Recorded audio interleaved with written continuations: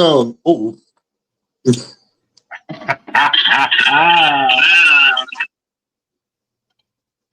I ain't gonna put that yet. We live. Yes, I am live again, Mike. Yep, you're live. To do the running jacks, man. Salute. How you doing, DJ? Man, oh, my bad. Fifth quarter sports. You can call me. What's this? Oh, my dog. What's up, corner? What's up, guys? Nothing much. Not much, man. Why does fifth quarter sound like Kane? I sound like Kane? From the 90s. Oh, wow. With that voice recorder? That's not me. Oh, Chance, you echoing. Yeah, Champ echoing. Ooh, that hurt my ears. No, sir. Shit. What about now? Oh, yeah. Oh, that's okay. Hell yeah. Okay, let me go out, come back in. No. Jesus. My goodness. Sound like $40 hollow voicemail. Yo, Champ. Yeah. Nah, what's going on? Why you echoing today? Okay, now again, let me go out, come back in. You already did. All right. I don't know what's going on. Probably Yo, did you cook that today, bro? What you sent me? Yeah, I cooked that today. Man. When you were live earlier, I was in the middle of cooking that. Oh, okay. I guess you should cook food because you can't never cook me on live. I cook you all the time, bro. Yo, okay, what about now? I don't know yet. Yeah, that's better. All right. You good to go? Hell yeah. Good to go, man. Good to go. Who the hell? I guess 80 barbecue. I'm going to get this show on the road because I ain't trying to be on here long. Let's get it cracking. All right. So, this is how I want to do this. Champ, I'm going to start with you. Do you see anybody in the top 10 that should be, first of all, in the top 5 that should be switched around anywhere in there? I will put, me personally, I will put Barry Sanders number 1. And I'll put Walter Payton number 2.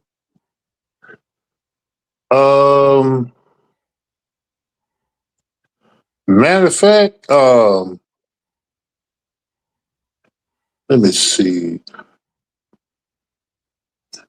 Eric Dickerson, I will move him up. I will switch him off. Well, I'll take it back. What I would do, I'll put Barry 1, Walter Payton 2, LaDainian 3, Emmett 4, Peterson 5, Jim Brown 6. Because the reason why I said Jim Brown 6 because the era that he played, how would he relate with modern day players? Tell me why you got LT over Emmett. LT was to me he was a tad bit better runner than Emmett. Okay. Because I'm not going by stats, I'm going by their abilities. Okay. And don't get me wrong, Emmett was perfect for the Dallas Cowboys. You said durability? No, his abilities. Oh, abilities. Abilities. Oh.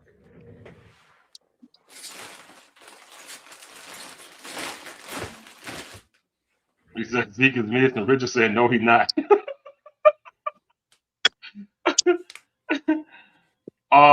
Okay. How about you, Corner? You leave that 1 through 5 the same? Man, put the water down. I would. Man. I would.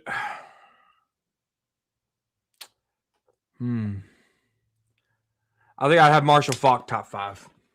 Whoa. Damn. You know what? I thought about that too. Yeah. So according, if you had to move one of these dudes out to put Marshall Faulk, who would it be? It'd be LaDainian Tomlinson. He would go to 6. Oh. Ooh. Okay. I'm surprised TD is at 20, honestly, on here. I'm not. He only played 6 seasons. Yeah, he only had 2. Really, 4 seasons he was good. The 2 of them he ran for 2,000 yards back to back.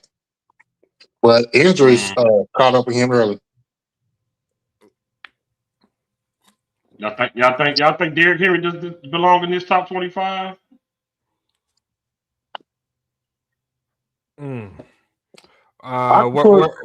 Okay, Frank Gore's there. I'll place him ahead of Frank Gore.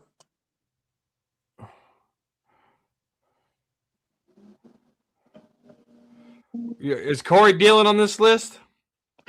I don't see him. No, he's not. Where's Marshawn Lynch? Not my list, man. Just don't shoot the messenger, man. I'm shooting. Yeah. I would have Marshawn Lynch to replace Derrick Henry. And I would have Christian McCaffrey out. And I'd probably put Derrick Henry there. C-Mac ain't on this list, is it? No. He's number 25. You got, sure is. you know Why what? the hell is he on here? And McCaffrey's black. Or he's black on here, but he's white. Hey, man, don't be doing all that, man. They got a black McCaffrey on there. Don't do that. Don't do that. That's my cousin. Who's your cousin? Christian McCaffrey. Oh, okay. He said Deuce Vaughn is missing. Joseph Randall in jail. He's still in jail? He's like 3 years. I have Marshawn Lynch ahead of LaShawn McCoy. You got Edgerrin James in here? Yeah. Where's Edgerrin James at? I don't there know. he is. He's 18. He's 18. I don't know. Not a bad list. Not a bad list. It said just missed the list. It said just missed the list was Sean Alexander, Jamal Lewis, Ricky Williams, Priest Holmes, and Fred Taylor.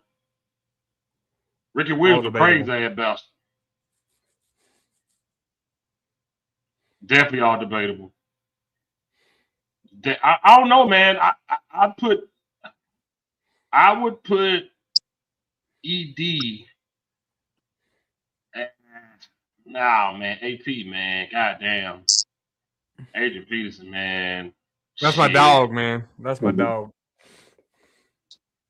Jerome Bettis should not be 14. He should be on down further. What? The bus? The big bitch. Super Bowl winning running back? No. Overrated. No, he was good. He won. He shouldn't be right there. It's your list. It's not my list. He's not better than Derrick Henry. Whose show am I on? This is the internet list. This is not mine. I didn't put this together, brother. This is off the internet. You didn't know that? I'll teach you something. Ooh. Mm-hmm. You got John Riggins in here? I don't know who that is. You got and what about All-Star? Jerome Bettis? Why is Jerome? He was a fullback, wasn't he? He was. Yep. Why the hell is Jerome Bettis above Bo Jackson? This is bullshit. Crazy ass list. And they got LaShawn McCoy above Bo Jackson. Who did this fucking list? And Roger Craig. This is some bullshit. What a freak is Zeke. Whoa, Zeke doesn't belong on this list. But Sean McCoy don't belong on the list. He definitely don't. He definitely don't. I was hoping He was a decade leading rusher. Man. Who Curtis was a Martin. decade leading rusher?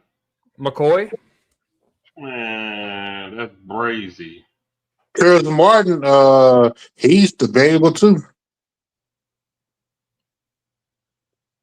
Who debatable? Curtis Martin. I won't put him. Sometimes I feel like you got that microphone right on your lip. Who, me? No, Champs. It's so hard to understand it sometimes. Okay, what about now? Yeah, let's try Okay. it. I had my had a charger on, that's why. What? I had a new charger on my phone. It was covering up the mic.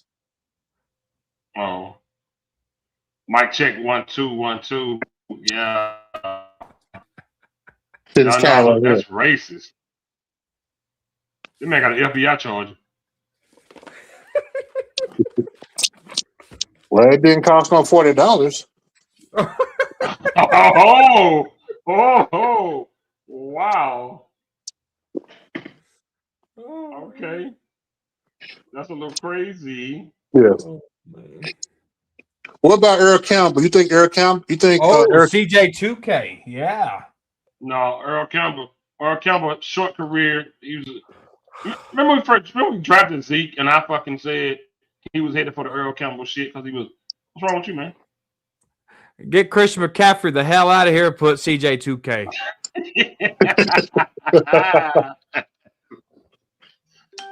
Chris Johnson, 2,000-yard guy. I remember that was a big deal. I remember watching that on NFL Network. People made that a big deal.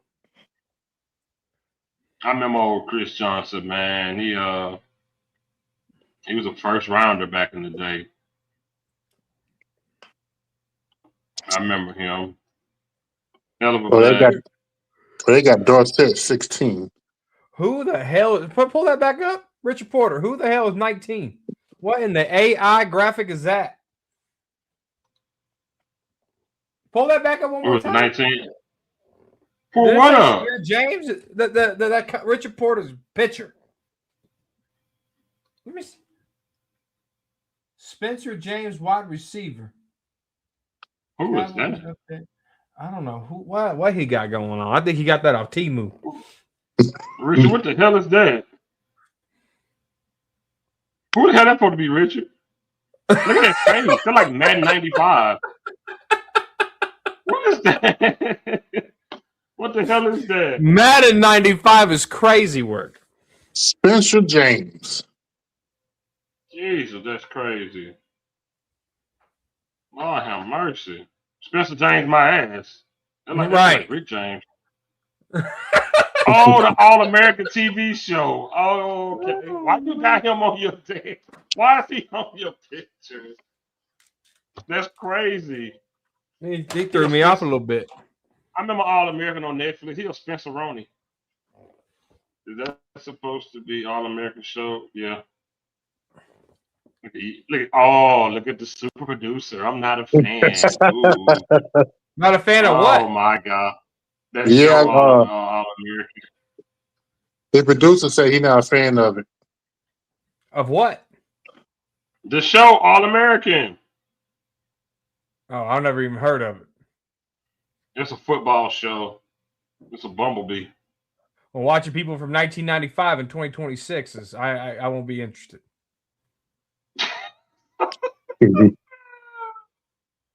Oh my God.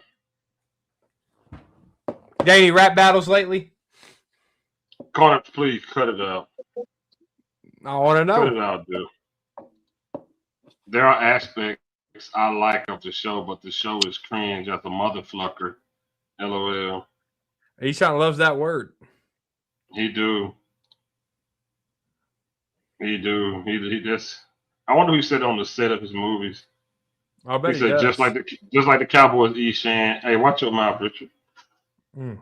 Mm-mm-mm. Watch your mouth. You hear me, son? You talk about my damn. Talk about my Son. damn son. You talk about my damn sorry ass team. I thought Savage was going to come here so he can rank Emmitt Smith number 50. This man sleepy, y'all. Eshan said, you didn't know that? Oh my God. That is copyrighted, sir. Mm. Most definitely copywritten. That's copywritten, brother. Watch it. Let me see. ED. Man, ED should be. Oh boy. Who just came in?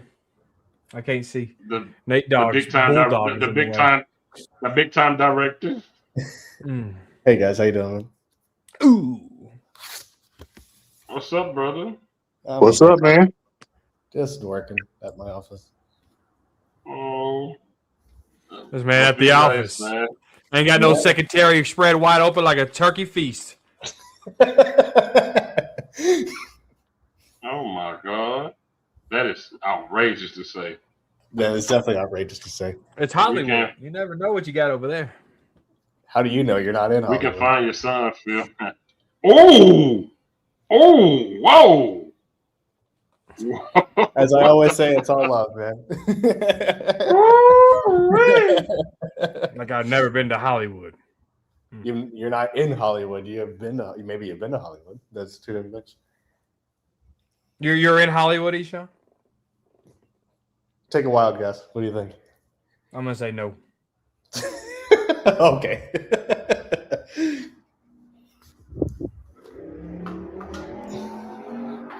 Somebody at the racetrack. Dude, Mr. Hollywood. Outside of my building, there's always like people who fucking. That was a drive PT Cruiser in Dallas, Texas. That's what that was. People drive like fucking crazy people outside of where I am. He said we can find your son, Phil. They all across the U.S. What are you trying to say? There's a lot of $40 hollers? Is that what you're saying? Is that what you're saying? That's insane. He said 40 here, 40 there. The man put the money sign behind the money. R.I.P. Kyle. The race car driver. Yeah, heard about that. When I first moved to Bama, I had a little white friend named Ryan. Him and his dad let me go with them to Talladega to see Jeff Gordon. Fun times. Put the imaginary fire out of my friend, please. We went to Talladega. Sure did. Who the hell is Curtis Martin with the Jets? I don't know who that is. He was all right. He was nothing special. Tony Dorsett, that's the OG. On the set. Walter Payton, OG. On the set.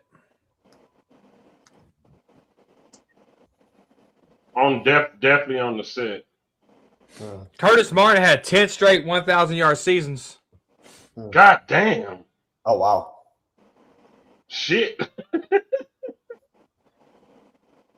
14,101 yards. Wow. Who do you guys rank as your best running Shit. back, man? The best running back of all time, in my opinion, number one, I'm gonna go Barry Sanders. No, the number you got number one right. I think for me, it's that's right. Yeah. I mean, I got Barry Sanders number one. 9 seasons, 8 rushing titles in those 9. So one season he didn't win the rushing title the whole time Jim Brown was in the league. 8 All-Pros, 3 MVPs, and he averaged 5.2 yards a clip when everybody and their grandmama knew he was going to touch the football. That was Jim Brown, ladies and gentlemen. Give him a applause for Jim Brown. Woo, Jim Brown. 5.2 at Clippers. Yeah, that's crazy. Eshan, director, insert audience clap. Sure, man. What the audience claps from the sitcoms. You ain't got that sound bite? This man ain't a real director. Okay. I don't have it on me, no. I'm becoming a director. What about Dalvin Cook? What about that's corner boy? You'll be on Pornhub. Dalvin Cook? No, man. I can't put him on here, man. Dalvin Cook? No, I can't put him on. Nah, I can't do that. I would take out Fred Taylor and put him right there in Audible Mansion. Oh, really? Oh, for that, boy, I'm gonna call you some. I'm gonna call you some. What? What were you gonna call me? Beaner? What are you gonna call What him? were you gonna call me? Something that you don't have a high percentage enough black to be called. Oh shit. I'll just say this: corner, please. Look at him. Oh no. Golly, man, that is insane. Dalvin delivered for DoorDash. That's hilarious. Who that? No, Jeff's comment's funny. You know what I'm gonna do? My next show. My next show gonna be the top 10 NFL players that fell off. Who had the fastest fall off? The top first rounders that had the fastest fall off. Oh, wow. Yeah, that's a good one. Yeah, I'm gonna do a top 10 of the first rounders that had the fastest fall off. Yeah. Ryan Leaf, number 1. Ooh, good lord. Good lord, man. Ryan Lee, dude. That motherfucker seemed like second overall pick, I think, back in the day. That motherfucker. I think wait a minute, wasn't he a Cowboy? He was. What? He had a short stint. Yes, he did. Yep, yes, he was. Oh shit. Yeah. The headlines was Dallas turned a new leaf. No way. No, I don't know. I made that up. I was about to say. Dallas turned a new leaf. Corner, where you rank Zeke at, man? All time? Yeah. Oh, 1 through 50, 1 through 100. What? Is he in your top 50? No. No. Damn. No. Zeke was just a flash in the pan, bro. That's all. Exactly. Oh, Exactly. damn. He didn't have, I mean, what, 3-4 good years? Probably. So, granted, his body beat him up. He got beat up, but He won't be a Ring of Honor. He won't be a Hall of Famer. He'll just be known for. I'm low key faded, bro. yeah, him and Cabo. Oh, man. Shooting dick water guns with Dak in the club. Yeah. Oh my god, I almost choked. Oh my god. Yep. Dude. Bro, why did they have that, man? The fact that they even fucking were playing with that says a lot. I bet they were squirting each other in the mouth with it. I'm sure they were. I just saw CeeDee Lamb in the club with Adrian Boner last night. Who's that? I don't know. Who CeeDee Lamb? Who Adrian Broner? Yeah. A boxer that fell off like a motherfucker. Now he do screaming. Hmm. Yeah. In the club, living it up. But yeah, I'm definitely gonna do that top 10. I wish I could have got Savage and fucking 80 in here for this because I know they would love it. Who the hell is Gail Sayers? I've heard of him, but I haven't seen him play. But Who? I don't Gail Sayers? I don't know. Yeah. Shady being ahead of Gail Bojack. Sayers, he had a short career, but that he had injury problems. But during his prime, he was the third Barry. I don't agree with fucking Shady McCoy being ahead of Bo Jackson though. No, what you got to actually you got to look him up on YouTube.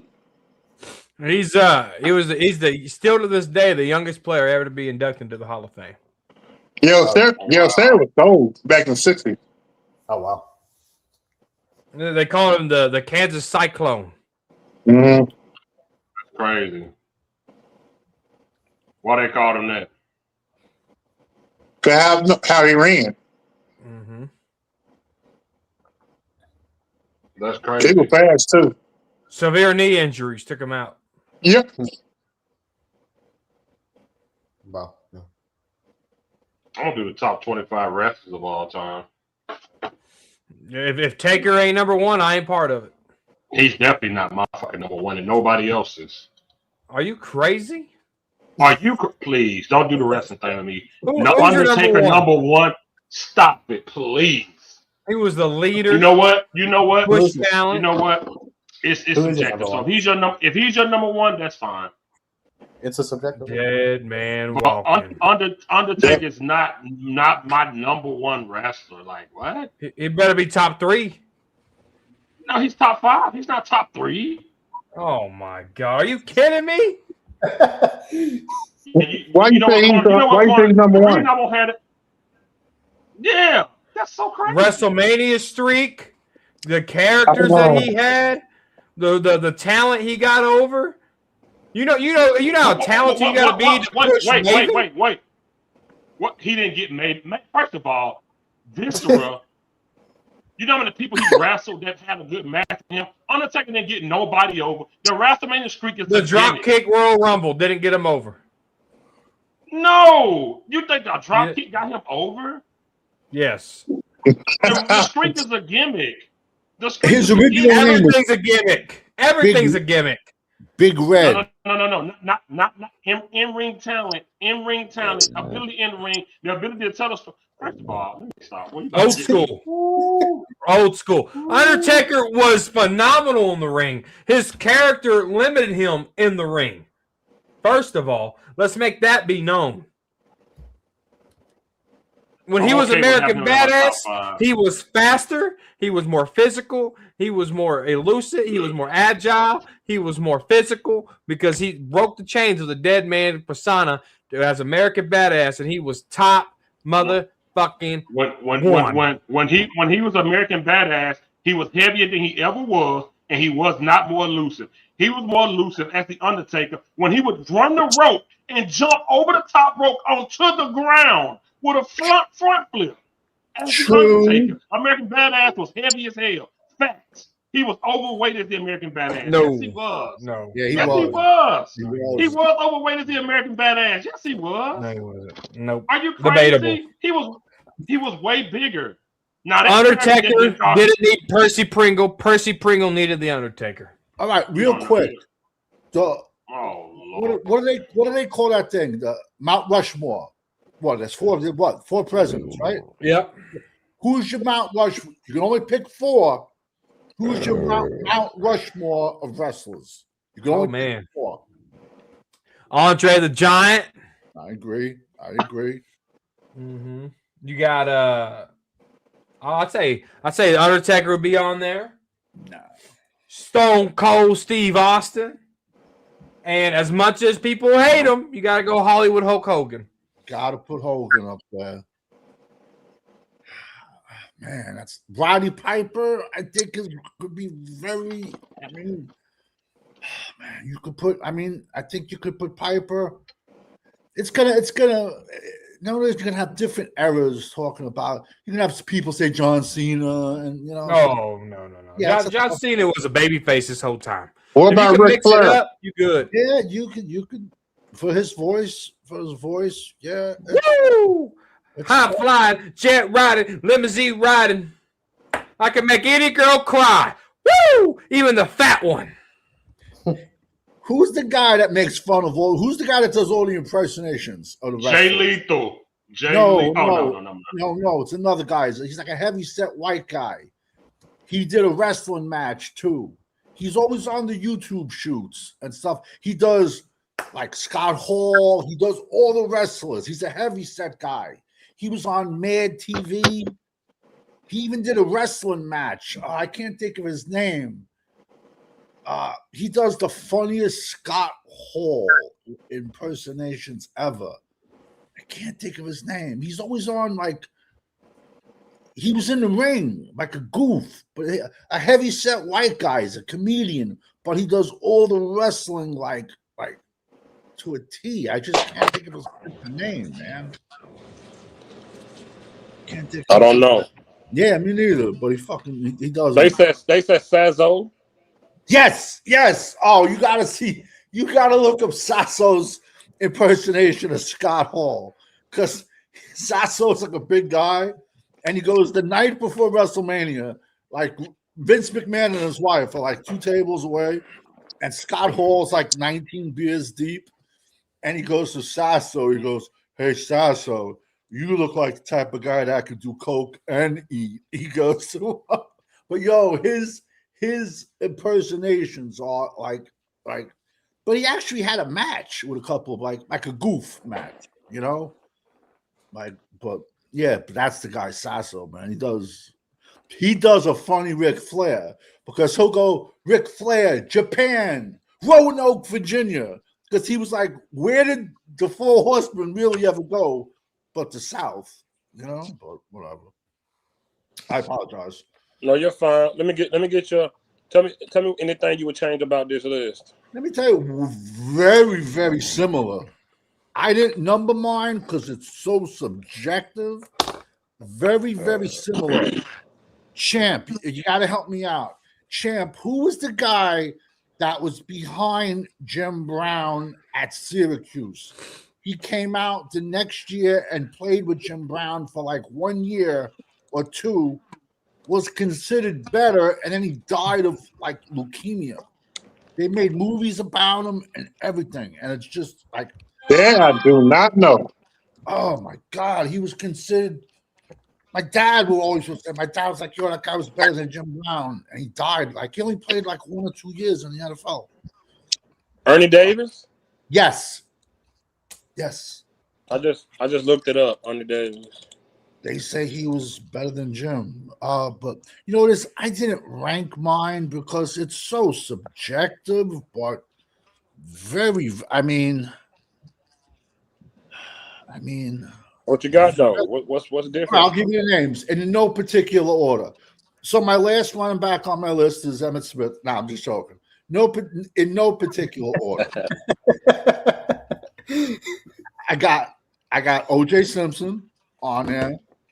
The Juice. You gotta have him on there, man. He was nasty.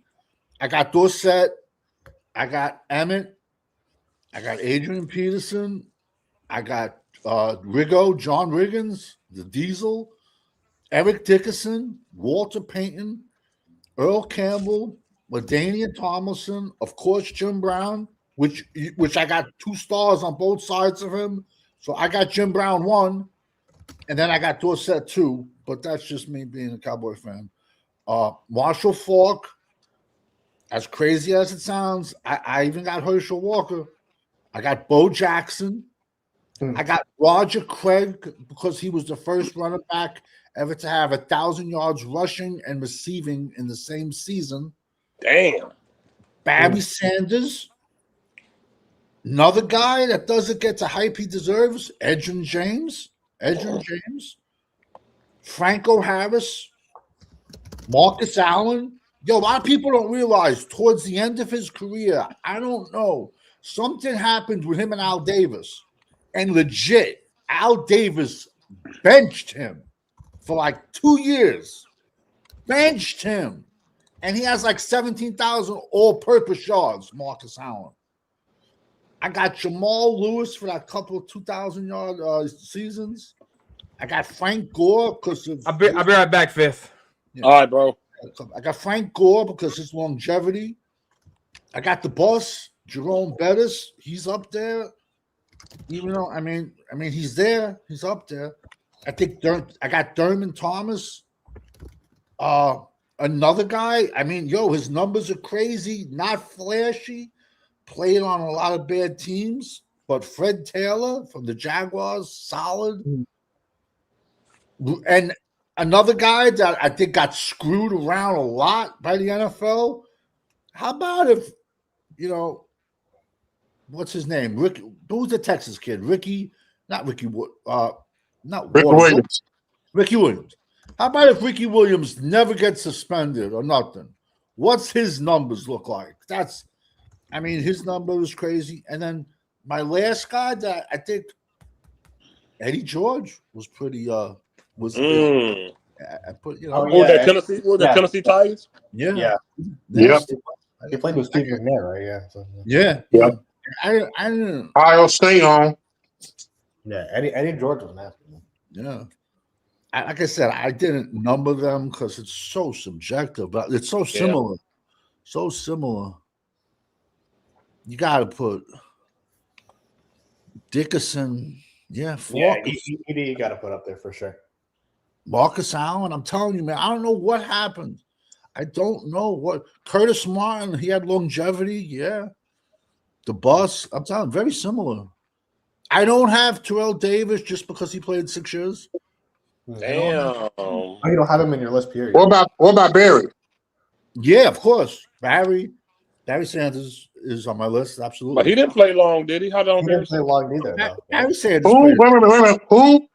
Barry Sanders. He played. Man, Barry Sanders, he played about 12 years. Matter of fact, he's the third leading rusher. I'm thinking about Earl Campbell. My bad. Oh, okay.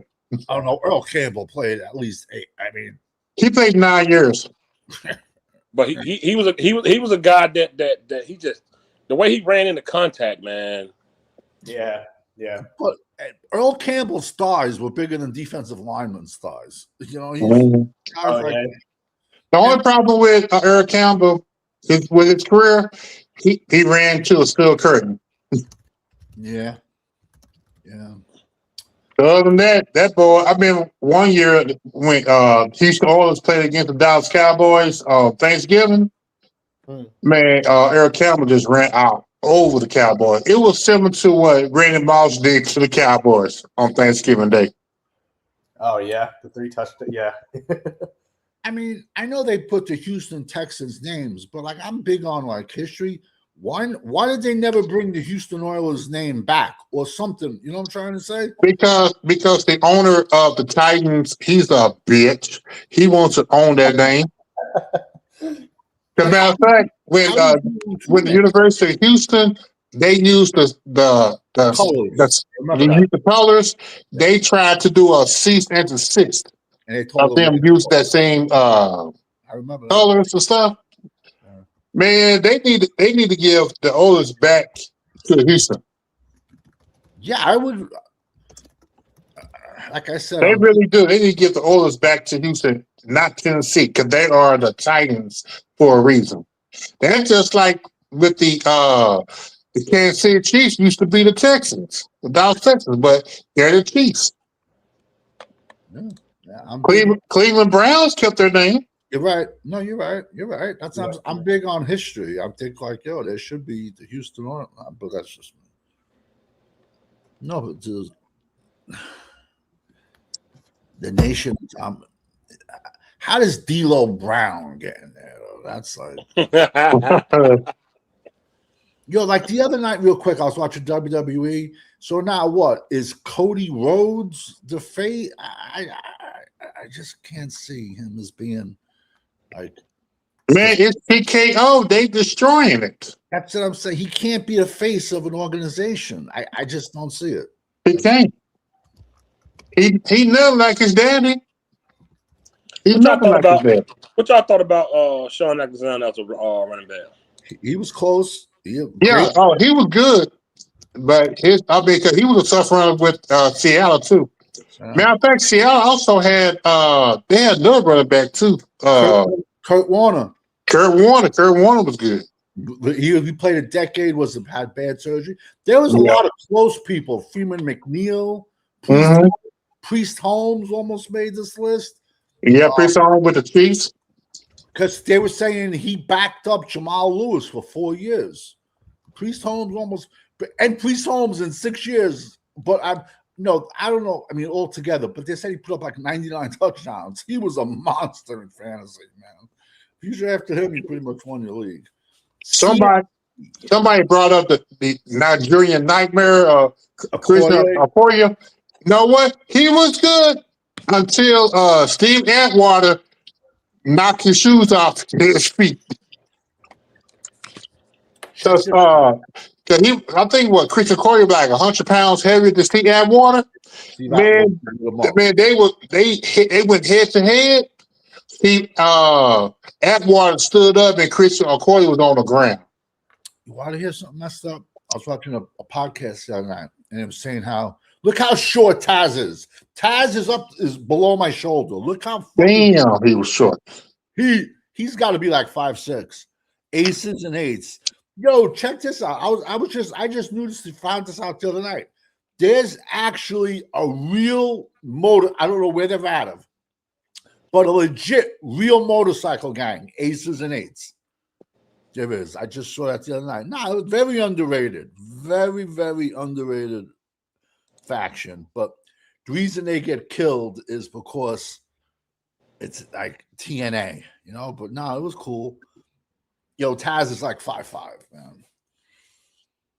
Yeah, no, very, very similar lists, man. Very. Wow, you got those set at 16. Wow. Edge and James was that, yeah. Gore, you gotta put, Gore. Yeah, I can't see Christian McCaffrey. Nah, he's a war. Nah. How many yards does he have? Don't know. Yeah. Fred Taylor, yeah, I got you there. Priest Hunt, he was almost made it. Ricky made it. How the fuck is LaShawn McCoy before fucking Bo Jackson? Nah, he's not on my top. He's not on why the fuck is Shady McCoy on my list either? This is an internet list. Oh, I thought that was yours. Fuck no. Oh, I thought that was completely yours. Hell no. My shit wouldn't look no, buddy. Hell no, man. I wouldn't have Tony Dorsett at 16. Yeah, hell no. That's criminal. No. Hell no, dude. I'd have had Marshawn Lynch on my list. Yeah, I can see that. Shit, corner move LT out of 5 and put Marshall Falk there. It's they both were good, man. I got Barry Sanders, my number one. Yeah, that's my number one too, Barry Sanders. And then Walter Payton. Yeah. I got LT, Emmett. No, I'm sorry, LT, Peterson, then Emmett. Yeah, everyone thought Peterson was going to be a bust after that knee injury in college. Next show, Savage, we doing top 10 first rounder. That was a bust. Oof. We might have to do top 15. Yeah, you could. Yeah, Dallas is going to be on half of them. I would think just off the top of my head, you got a Ryan Leafs, one of them. That's what Corner said. Marcus Russell. He was on that lean.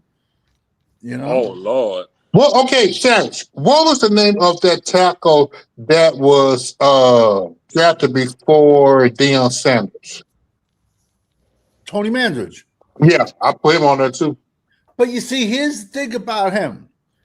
He went downhill because he turned into a drug addict his first couple of years in Greenville. Well, first he got off the juice, and then he started shooting Nubain. It's a painkiller, but he started, and he would hide the bottle and his needle in his jockstrap. And then he quit football for a couple of years, but then he came back with the Colts when Peyton Manning was there. And, he was just as big, but he said he was natural. He was a big fucker. And he played like 5 years at right guard. And he was a serviceable player. So, I think, he made kind of amends. He's not that incredible bust that everyone says he is just because he had 5 good years and then he hurt his shoulder bad, but he didn't get surgery because he didn't want to have to take the pain medication and stuff like that. So, but yeah, he was. And Jimmy Johnson says, and I guarantee you it was fucking Jerry. Jimmy Johnson says there was a lot of people in that room that didn't want Troy Aikman number 1. Really? Yeah. I could see Cherry wanting Manders. Yeah, No. I could. Yeah, I could. Yeah, I had that. Listen, man, we was watching that shit. We used to take the pay-per-views. Our parents only let us get like a few of them. We didn't get to get all of them. It was like Mania, SummerSlam. We had to pick. We got like one WCW pay-per-view a year. And one. Let me tell you what pissed me off. What pissed me off, I was so hype about NWO Sold Out pay-per-view, and that shit was a fucking flop. What was a flop? What was The it? NWO Sold Out pay-per-view. In NWO had their own WWE. pay-per-view. In They had their- WWE. No. NWO Sold Out. They had their own pay-per-view in WCW called It Oh Sold yeah, Out. that's when they had it like in fucking South Dakota or something. Fucking pissed me off. Yeah. Oh, Kevin Nash kills him. He goes, yo, you should have had that in Las Vegas with like the 50 hottest girls. But no, he goes, Eric Bischoff got us driving around in garbage trucks in South Dakota where it's 40 below zero. Yeah. Fuck him too, though, because that finger poke of doom shit was straight bullshit. So fuck him too. Once they started letting his ass book TV, yeah. fuck, man. Eric Bischoff was such. I thought he was a mark. Fucking Vince Russo. Oh my God, what a fucking mark. He's the Oh, worst. Yeah. Jesus, man. That shit was fucking horrible, dude. Didn't he give himself the championship, Vince Russo? Didn't he like win the title or something like that? Man, the man had Judy Bagwell on a pole match, man. He had Bob Bagwell mama on a pole match, dude. Fucking Judy Bagwell on a pole match. Then he had David Arquette win the fucking title. I remember that. Fuck me, man. I know Buff lost his leg. He had to get his leg amputated. Yeah. But I saw last night Marty Jannetty he got his leg amputated. I just saw that last night. The Rockers. Oh, boy, Jannetty, man. Yeah. He had to get his leg amputated. Oh, but real quick, getting back to the Nigerian Nightmare, I was watching this podcast and they were saying how like he was trying to like get into the concussion lawsuit with the NFL, and the NFL said because he's from Nigeria and he speaks differently, it's like the concussions didn't really affect his speech. So like he didn't like get it. That's how fucking dirty the NFL is, man. Yeah, it's crazy. Now that it's documented and they know what it is, who can you look back on now and say, even though it wasn't documented back then, you can say now, oh, that motherfucker had CTE back then. All of them? You think about? All of them? Pretty much all of them, I'd imagine, right? Yeah, Eric Campbell. Oh. He couldn't walk. He can't walk that good no more. Yeah. I mean, let's be honest. Back in the era, even the linemen, every player's a concussion. The linebackers, the hundreds. I mean, those guys there's a guy, Ted Johnson. He hates Belichick because he said Belichick used to make him practice with concussions. And he has to sit in a dark room. He can't handle light. Oh, Lord. So many of them, man. These guys. But then there's other guys that you wouldn't even think they ever played. I think it goes by the width of your skull, how thick your skull is. That's my opinion. Maybe. Because there's other guys that they talk fine. They play 20. I think it's more severe cases, man. Antonio Brown clearly is a fucked up ass case. Yeah. Exactly. Antonio Brown was that was a different situation. That guy already had some screws loose even before then. But I was nice. The thing is, he already was but after that, his behavior just went off the rails. Fucking that hit that Burfict gave him, man. Yeah, Good he Lord. went completely off the rails after that, even though he was off of his rocker before. Listen, I understand that Burfict gets called a dirty player, but they should do a poll. They should do a poll of all skill position players and say, would you rather have somebody hit you in the head or blow out your knee and destroy your career? I'm sure players are going to say, yo, hit me high versus hit me in the knee. What are the I options? hear you. I hear you. I'm just saying. That's Personally, I would rather fucking Okay. live and Okay. have my cognitive senses. But I hear you. and I know you're the biggest Cowboy fan, just like me. Kevin Gogan was on the cover of Sports Illustrated as the NFL's dirtiest player, and I wore 66 for him. And he said, "I don't care. You call me dirty." He goes, "I play past the whistle." He goes, "You call me cheap?" He said, "I don't care." He goes, "I wasn't as athletic as other people. I did what I had to do." But he was on the cover, so like as the dirtiest player in the NFL. So I'm like, all right, whatever. I mean, somebody got to be the bad guy, But you still gotta be smart to it, man. yeah, I mean, you say that. Perfect was just you gotta adapt to the rules, though, man. That's my thing. They said all his fines equaled like $4.5 million. Damn. Yeah, I didn't That's think a lot of money in fines, though, dude. That's quite a bit of money in fines. 1980, what's up, brother? What's happening, man? What's up, 80? He probably can't hear. Or is he on mute? Oh, he'll probably be back.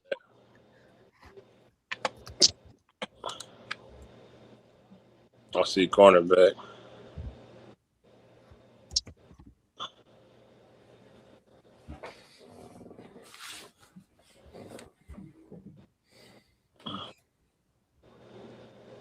They go 80 right there. I know Brando just posted something. That's that turf out there.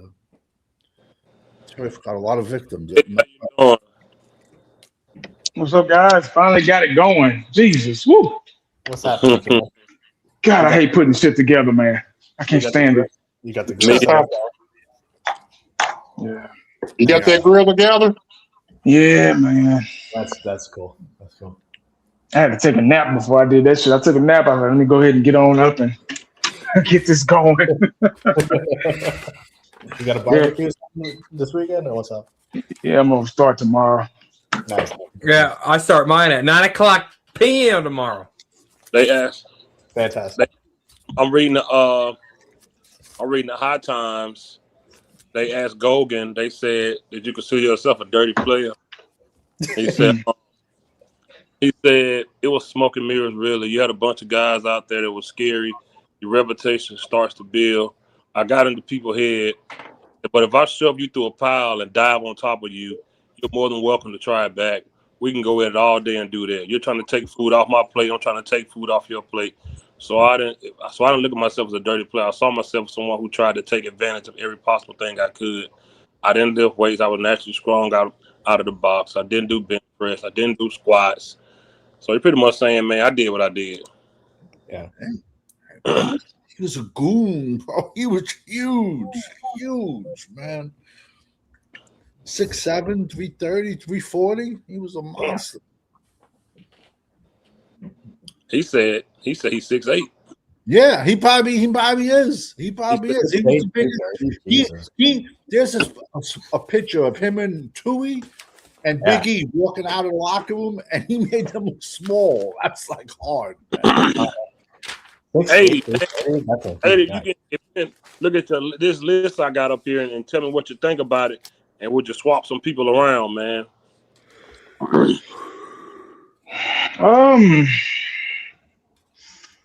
No, I can't see that good. Let me zoom in.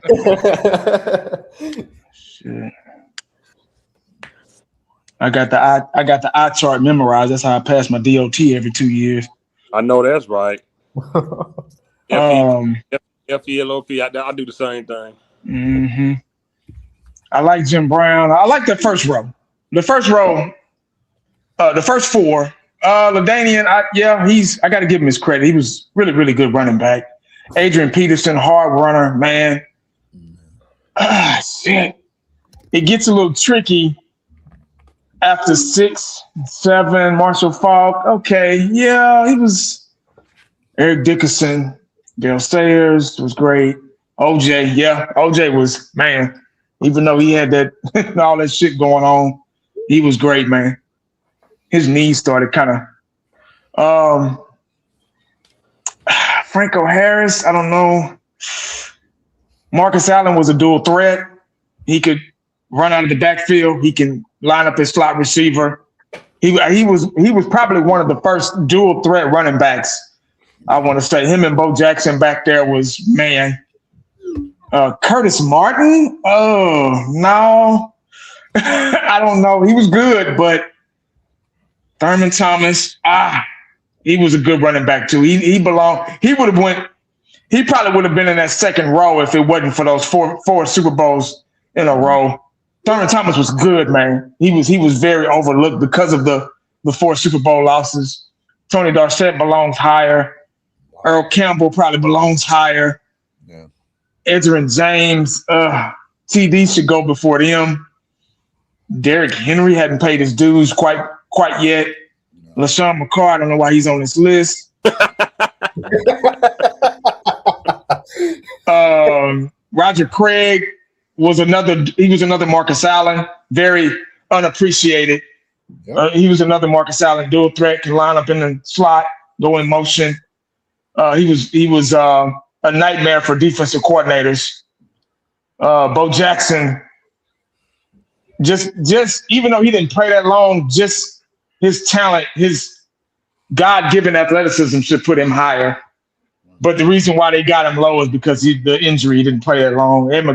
Christian McCaffrey shouldn't even be on here either.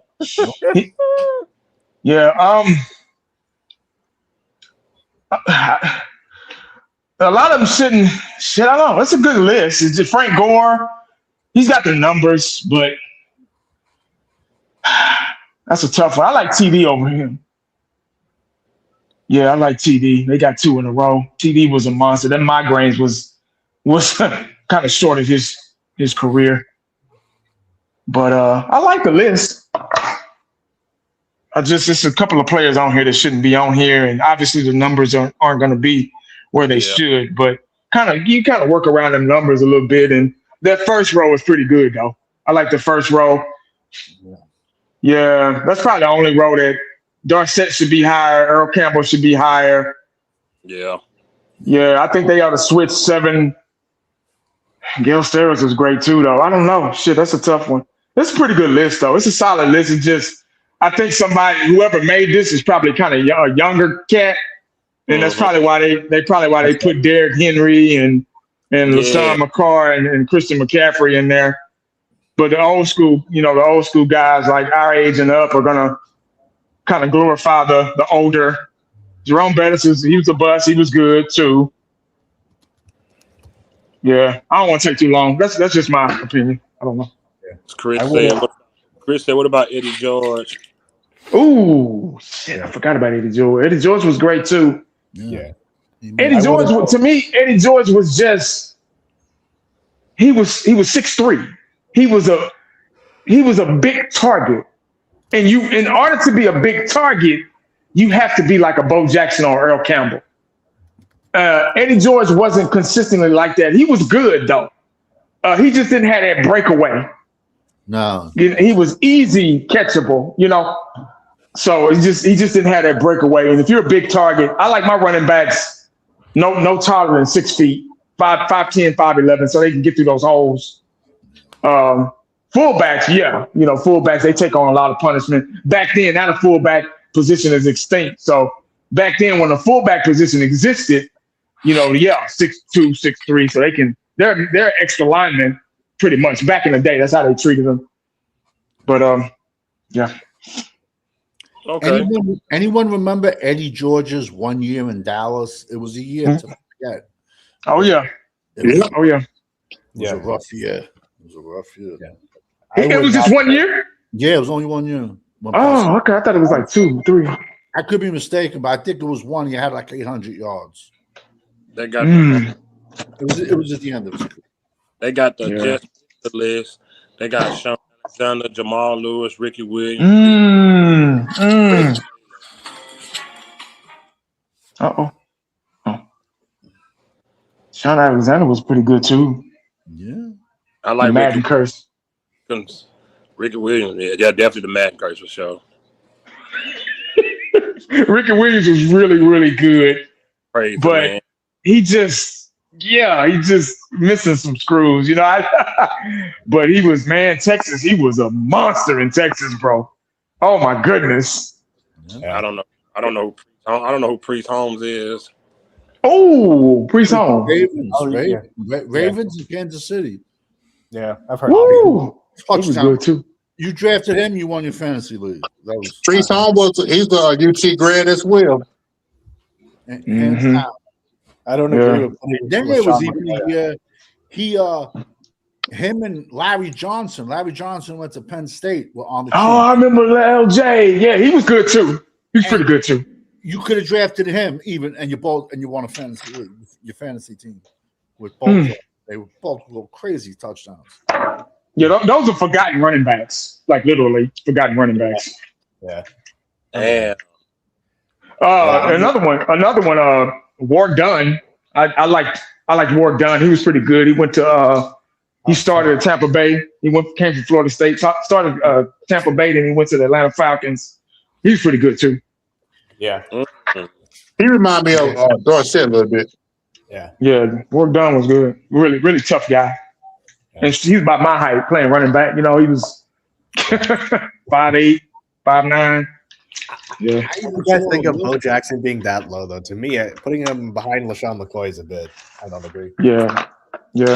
I don't They agree. just going off of how long he played. Probably that's the only thing they got. That's all they got Bo on him. Jackson's a much better running back, in my opinion. Oh shit, yeah. Him and Earl Campbell is just and Walter Payton. Oh my god. Man. Yeah. Where would you rank him? Where would you put But him? there's two categories. There's ability and there's the stats. Yeah. If you're going by stats, Emmett is number one. Sure. If you're just going by record stat all time, Emmett is number one. But if you're going by ability, consistency, staying healthy, you got to put Bo and those guys, Barry Sanders, Jim Brown, Walter Payton, guys like that. what was that? What was that? Carolina Panther linebacker that couldn't stay healthy. Luke Kuechly. Luke Kuechly. Luke Kuechly. Carter, if you could choose a healthy Sean Lee or healthy Luke Kuechly, who would you take? Oh, give me Luke Lee all day. Over Sean Lee. Over Sean Lee? Oh yeah. He was Mm. Wow, I was not expecting that I answer. wasn't expecting you to say that neither. Nah, Kuechly was. Like, Luke Kuechly, I mean, Yeah. didn't they put him in the Hall of Fame, which is kind of crazy. I don't think so. Why is that crazy? What do you think sorry, is guys. crazy, Sean? Well, he's a great My player. bad. I mean, he wasn't. Let me mute up. He couldn't say healthy a lot as far as I know. But you think he's a Hall of Fame? You think he's a Hall of Famer? Do you know what he did? Eventually, I think he will be in. Maybe. I don't know.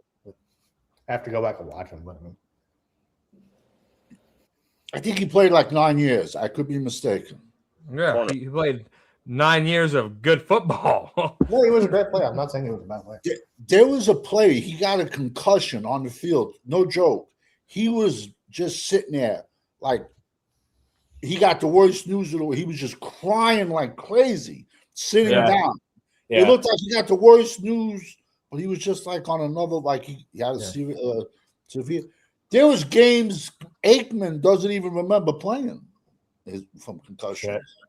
Yeah. I believe it. I mean, I believe No, it. yeah. Hey, Corner, what took what was Sean Lee's injuries? You remember? ACL, broken hand, He just had bad luck. more ACLs. Well, he had an ACL in college, and then Simon. it was a grade 2 tear, and then he tore that same ACL. Damn. He just had bad luck with injuries, man. Well, guess who got him hurt? Yeah. Zach Martin, rookie, coming off pulling, chucked his ass and tore his ACL. Damn. I think that's the only person Zach Martin ever pancaked. Man, not Savage. God damn it. Prove me wrong. Oh man. Savage, he did his job very good. He was a technician. He wasn't a mauler. I think we can agree. He was a tech. He did his job, but he was a technician. He was no mauler. Yeah, well, I mean, He did what he was supposed to do at a very high level. Yeah, he did what he was supposed to do. And he still would not have started on the Great Wall of Dallas. He wouldn't. He would not. Okay, but I mean, Who was that? Zach Martin? Yeah, he does not start. He does not start on that team. Yeah. I don't know. Nah, he doesn't. I don't It's think two he has it. different eras. It's two though. different eras, though. I was Yeah. about to say that's two different. Okay, but and our fans talk about him like he's the Because greatest that's the ever. era that he was in. Yes. Well, I think offensive line. I don't think you can. They're in the trenches. There's not too much different that you can do. Like okay, let's say let's use this as an example. Let's say we can use basketball. We can use football.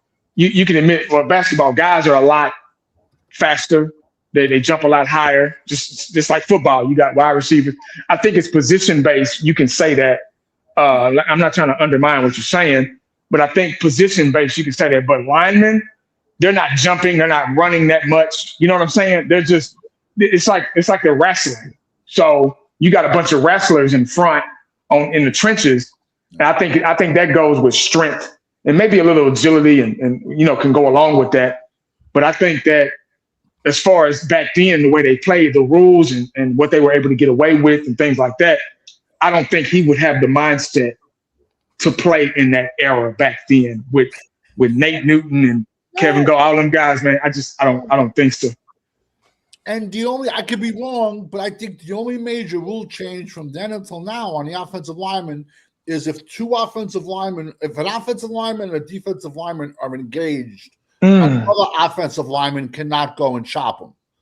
But if one-on-one, you can chop. But if you're engaged, another lineman can't come and chop them. That's, I think, is the only. I mean, back then it's a war. Zach Martin was really, really good, though. I'm not going to take nothing away. I don't want to take anything away from him. He was really consistent and he was really good. But me personally, I don't think I would start him. The all-time Cowboys offensive line, he wouldn't be one of my starters. This is my problem. When he said he's a guard and doesn't want to change positions, and then when he held out and he was already washed at that point, and they gave him a raise, and then he was already talking retirement. Yet Larry Allen could play left tackle, left guard, right tackle, never asked a question, never said, wherever you need me. And for him to say no, fuck him. Excuse my language. Zach Martin played right tackle in a real game, multiple weeks. Two games? That's all they needed him for. Come on, man. Come on. You're making He still did it. You're making excuses. But you said he didn't do it, but he didn't do it. You're making excuses. Did he do it or not? Because there was like nobody else. He said, I am a guard. You made it seem like he didn't, but he did. And Larry Allen went to the Pro Bowl at left tackle, left guard, right guard, So right tackle. So with Tyler Smith, are you going to say the same thing because he didn't want to play left tackle? What do you mean Tyler Smith? Yeah, they're talking about Tyler Smith playing left tackle. Tyler Smith said, "No, I'm a guard." I guarantee you, Tyler Smith is going to want to play left tackle because they make an extra $15 million a year. But he just got paid, and he'll want to get paid more. Okay, perfect example. LeVar Arrington's son is at Penn State. He got redshirted last year with the debacle at Penn State. They were just a shit show last year.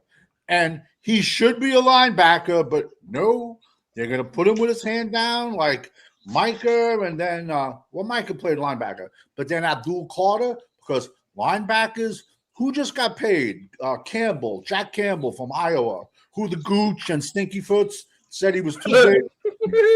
$20 million a year, but you put your hand down, you're going to get $45 million. So he's going to be a. So, what y'all see about this list and who y'all think should be on here? This is a good list right here. Two different positions, two completely different positions. What are you talking about? Outside linebackers and middle linebackers, two completely different positions. Yeah, you gotta do your Mike linebacker separate. I mean, middle and out. Yeah, you gotta do that separate. Yeah, that's completely different. This list, but I mean, so who the fuck? I knew he was gonna get mad. Lawrence Taylor for me is definitely number one of them. So who on this list play the same position? Okay, Lawrence Taylor was outside. Lawrence Taylor Junior played all over. Okay, Derek Thomas. Lawrence Taylor, Derek Thomas. Derek Thomas. Derek Thomas. One at a time. One at a time. Okay, go ahead. I'm sorry. Why would they do that? Everybody get quiet. Champ, what you got? Champ? In the moment you say that, he leaves. Oh, my bad, Champ. Go Right, ahead. Ted Hendricks, the Stork, was outside. He was the outside linebacker. Ted Hendricks. I tell you what. Let's do it this way. Von Miller outside. Why did they do a lot of those? Why did a lot of outside linebackers end up going down to DN a lot? Because it would depend on their system they're running. Mm.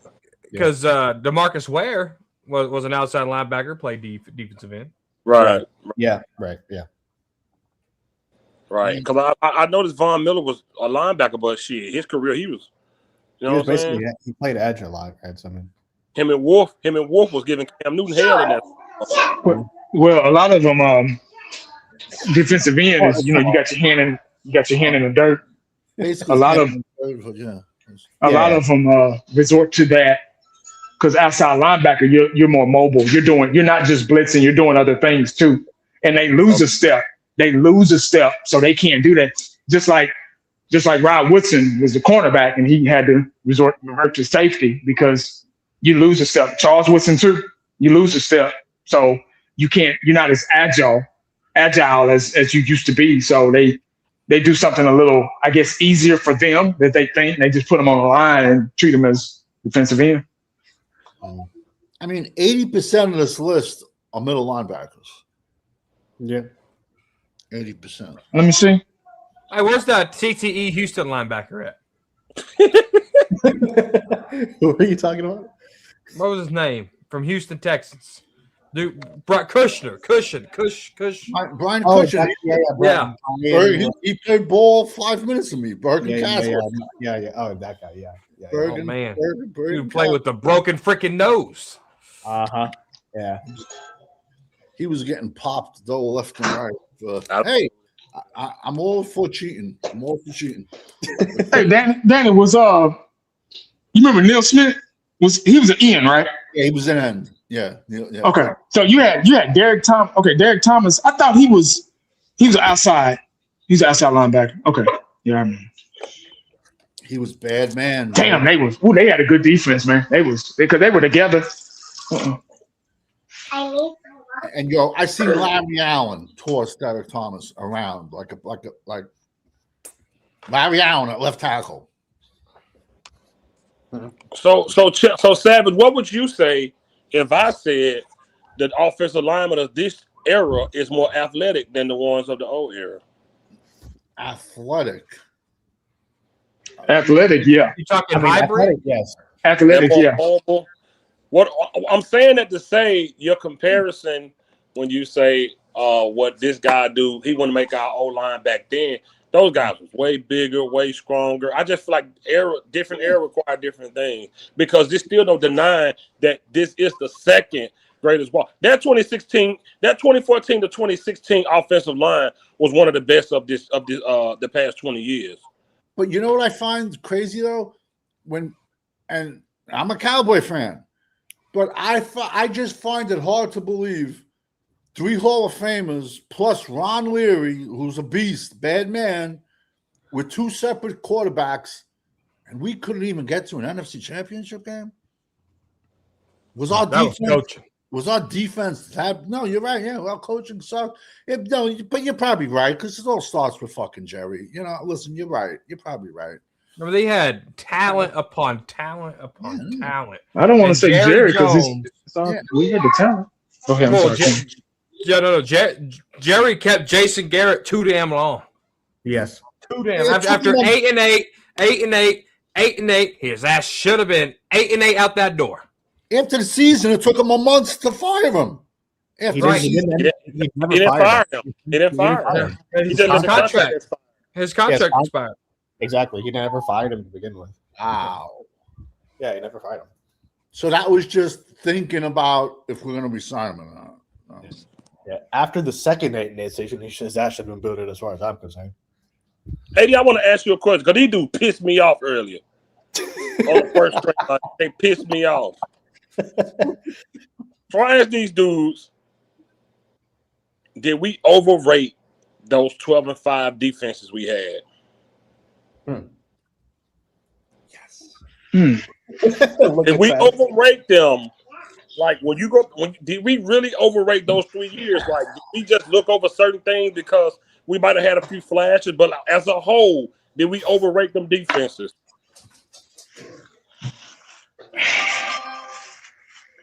I guess you can say that because God damn it!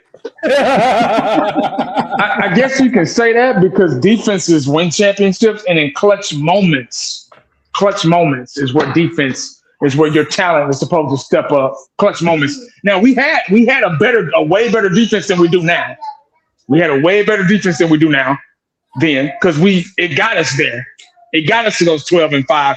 Offense was the deciding factor of everything. We just outscored teams, but we had a bus driving somewhat of a bus driving defense, like corners say, those years. And I don't want to say we overrated them, but I just think that they could have been better. They weren't clutch. They weren't clutch when they needed to be. Like you look at Seattle and you look at Denver, their defenses, even the Patriots, they had a good defense too, but obviously they didn't get the job done.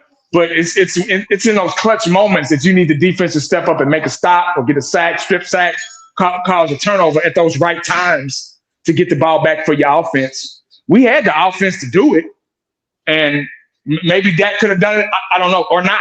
You know, he still throws the interceptions, but you know, but yeah, I don't think I just think they just weren't good enough to get over that hump. Damn. Yeah, they just weren't good enough. Damn. And you can put that on coaching. You can put that on the talent, the lack of talent, the pass rush, the front seven. And we had Dan Quinn, you know, those years too, I think. Yeah, we had Dan Quinn. So his defense was basically a cover three, almost prevent defense. So it was designed to not give away the big play. It wasn't designed for a doomsday front seven type. I'm gonna send this guy. I'm gonna send this guy after your ass. It was too pretty. It was one of those. It was I call it a Deron Bland defense. That's why he was so successful those years. And it wasn't designed for that front seven. It was designed for them linebackers and them safeties. So that kind of set us up for failure too. And then the way he did us that Green Bay game, man, that you always talk about. So yeah. No, I posed earlier, man. You know, and I hate when corners right. I hate when he's right. I really hate when he's right. Oh my God, look at him. And they were making sense. They were making some damn sense, man. And I just want to ask somebody else. Savage and Corner said it. I just want to ask somebody else, man, because I want to see what's our trip. Like, did we, like, how much really? I asked because, you know me, soon as we talk about them years, especially a playoff game, I'm going straight to the quarterback. Mm-hmm. I'm going straight to the quarterback. But I wanted to step back and I said, when Tony Pollard went down and we didn't adjust, is that Dak or is that McCarthy? When Tony Pollard went down and we didn't adjust, it's a combination. Adjustment, it's a combination of both, but adjustments require the staff looking on and saying, okay, we need to adjust. The players don't call plays. Right. Yeah. Unless it's an audible. Okay, I see Troy Aikman come out. They come out too. Just like defenses wait on the offense to get out their huddle. And they're like, okay, well, how they lining up? Okay. All right, guys, we got this. Come on, let's line up. Let's set up. So the offense come out. They got a play that they're going to call in that huddle. And they come out, and Troy looks as he going under center. Troy's looking left and right. He's looking over. Okay, this linebacker's gonna blitz. Here he comes. Oh shit, here comes. Hey, let's switch it up. Come on, guys. Even Dak does it sometimes. It's a pre-snap. It's a pre-snap reads. Now, if they do those, if they accomplish the pre-snap reads, that's what Dak doesn't do. He'll do a pre-snap read and he'll still fuck up and throw an interception. But see, Troy, he'll do that pre-snap read and be like, okay, let me do this. Okay, let me, here he comes. Cornerback's coming up. He's trying to blitz too. And they got to send somebody over the top to fill in for his position because he's coming up. So it depends. You get what I'm saying? So offenses do the same thing. They have to read and they have to read that defense, how they line up. They both looking at each other. It's a game of chess. And like you can know the play, but you still got to stop it though. So yeah, in the 80s. I'll go ahead, Savage. No, just real quick. This list is bullshit. They got a guy listed as a top 20 corner, and he was on this list as a top 20 linebacker. Dick LeBeau. They got Dick LeBeau. They got Dick LeBeau on as a top-rated corner, and the last list he was on there for linebacker. Who is nice? Look at Deion Sanders. Look at that. That ain't Deion. That's Wesley Snipes. Right. That is racist as fuck. That's not That Deion. is racist. I don't know who that is. Yeah. Anyways, who the fuck is Night Train Lane? Oh, it's old school cat. Yeah. Yeah, way before our time. bad man though. I remember him. I remember like seeing, footage of him. He was more of a, as soon as you get that ball, he gonna take your head off. One of those type guys. Willie Brown, Mike Hayes, a little low. Charles Woodson. Woodson had longevity. I thought the real Reeve is number 3. That's high for because the Reeves Island, that old saying that Deion started up. I think Darryl Green though is better than Rivers, in my opinion. It's nothing. Champ Bailey, Darryl Green should be like number 3 or 4. Who the hell Number makes this 4. list? I don't know. Charles- I don't know. Charles Where's Woodson. Darryl Green at? I want to know where they found Deion Sanders at. Corner, man. You can't even see his face. Oh, I guess that's the point. Yo, the other night we were talking great wide You receiver. racist, man. Right. A guy we didn't mention, Tim Brown from the Raiders. We never mentioned him the other night. He was This list right here, cornerbacks are very I'm very particular when it comes down to cornerbacks and how the position should be played. So I don't know how this list is generated. I don't know if it's stats. I don't either. 1 and 2 are perfect. Yes. Okay. Anything after that is It's debatable. Yeah. Revis should be in the second line. Champ Bailey should be in the second or third line.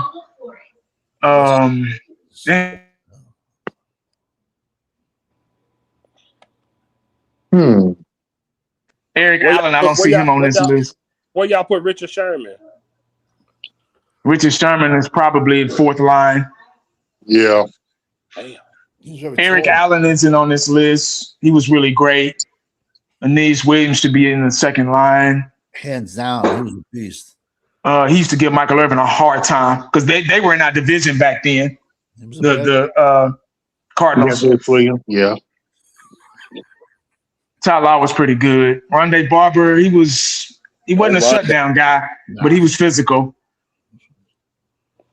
It's kind of a blur. After those guys, it's kind of a blur. How good was Rob Wilson? Man, Rob Wilson was Deion, but could hit. Ooh. Yep. He was a 4-3, 4-2 guy, high 4-2 guy, 4-3 consistently. And he was Deion, but could hit. Michael Irvin used to rip him a new one though. Michael Irvin used to. And remember, he was on the all 75th anniversary team as well. Yeah, no, he was legit. I'd like to see who their safeties are, or their tackles, or offensive line. I mean, wait a minute. You don't think Nnamdi Asomugha should be on the list uncensored? Uncensored. He in the chat. He in the chat. Jalen Ramsey. Oof, it's wait a really minute. blurred. So we take it. Y'all got me tripping. So we pulling back some of the blame from Dak in that damn playoff game now. So what playoff game? We said the defense was overrated. Corner said a lot of the Pollard going down and now the justice was on McCarthy. That seemed like we taking some of the blame away from Prescott and spreading it out a little bit further. I had like 90% on Dak ass. Yeah, Dak still sucks. We all can. Dak still sucks, but you got to pass the blame around for sure. I mean, you got Malik Davis standing on the sidelines by the 10-yard line, healthy, and Zeke is out there limping around. Hello, like at what point? I don't give a fuck if you don't know what hole to run. At least you're going to run into it healthy. Yeah. But see, when 1980 was talking about Dak Prescott and Troy Aikman and how they were reading defenses, one thing Dak don't got is a snap count. He don't have a snap count. You go up there, green 80, say hot. All right, 52's the mic, alert. Like, he only does it this much. Peyton Manning would know people's wives' names. And be like, Brandy. And they're like, that's my wife's name. And you come over here and say it. Like, Dak Prescott is not a master of a snap count. Yeah, here we go is the only thing that he has. He has to be able to get up there. Green 80. Said, hot. He don't have it. He should get clotheslined just for his cadence, his count. That's terrible. It's terrible. Dak got the ball back to the he might as well just hike his leg up and clap. I'm still convinced it's the same playbook from 2016. I'm sorry. Absolutely it is. The only thing that's different is the route tree. That's the only thing different. You made me feel a little better about this, Austin. He said 21 defense got the ball back to the offense in the fourth 3 straight times. They went 3 and out twice and ran out of time. You're right. You're exactly right. They did that. I just said the defense wasn't – they were good, but they weren't good enough. But they were good enough to get that ball back to Dak Prescott. And he was supposed to take the wheel and drive us home. And he didn't do that. He made detours and stopped at Kroger and stopped at all that shit. See, he didn't do what he was supposed to do. So I'm with you on that.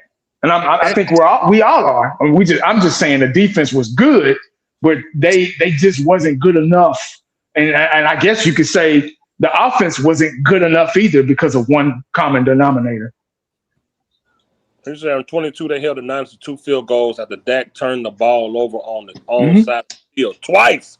They did what they were supposed to do. Yeah, they did it. God damn it. Yeah. We agree.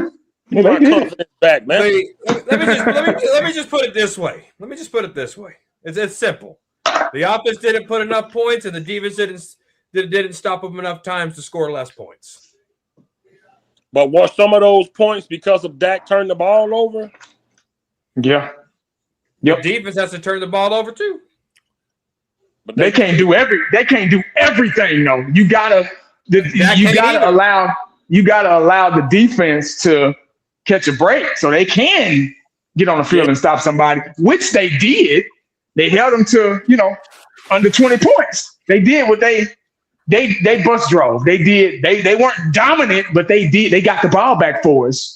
And it was Dak's job to get the job done, to close it out. Dak's he hasn't been a closer. He hasn't been a closer.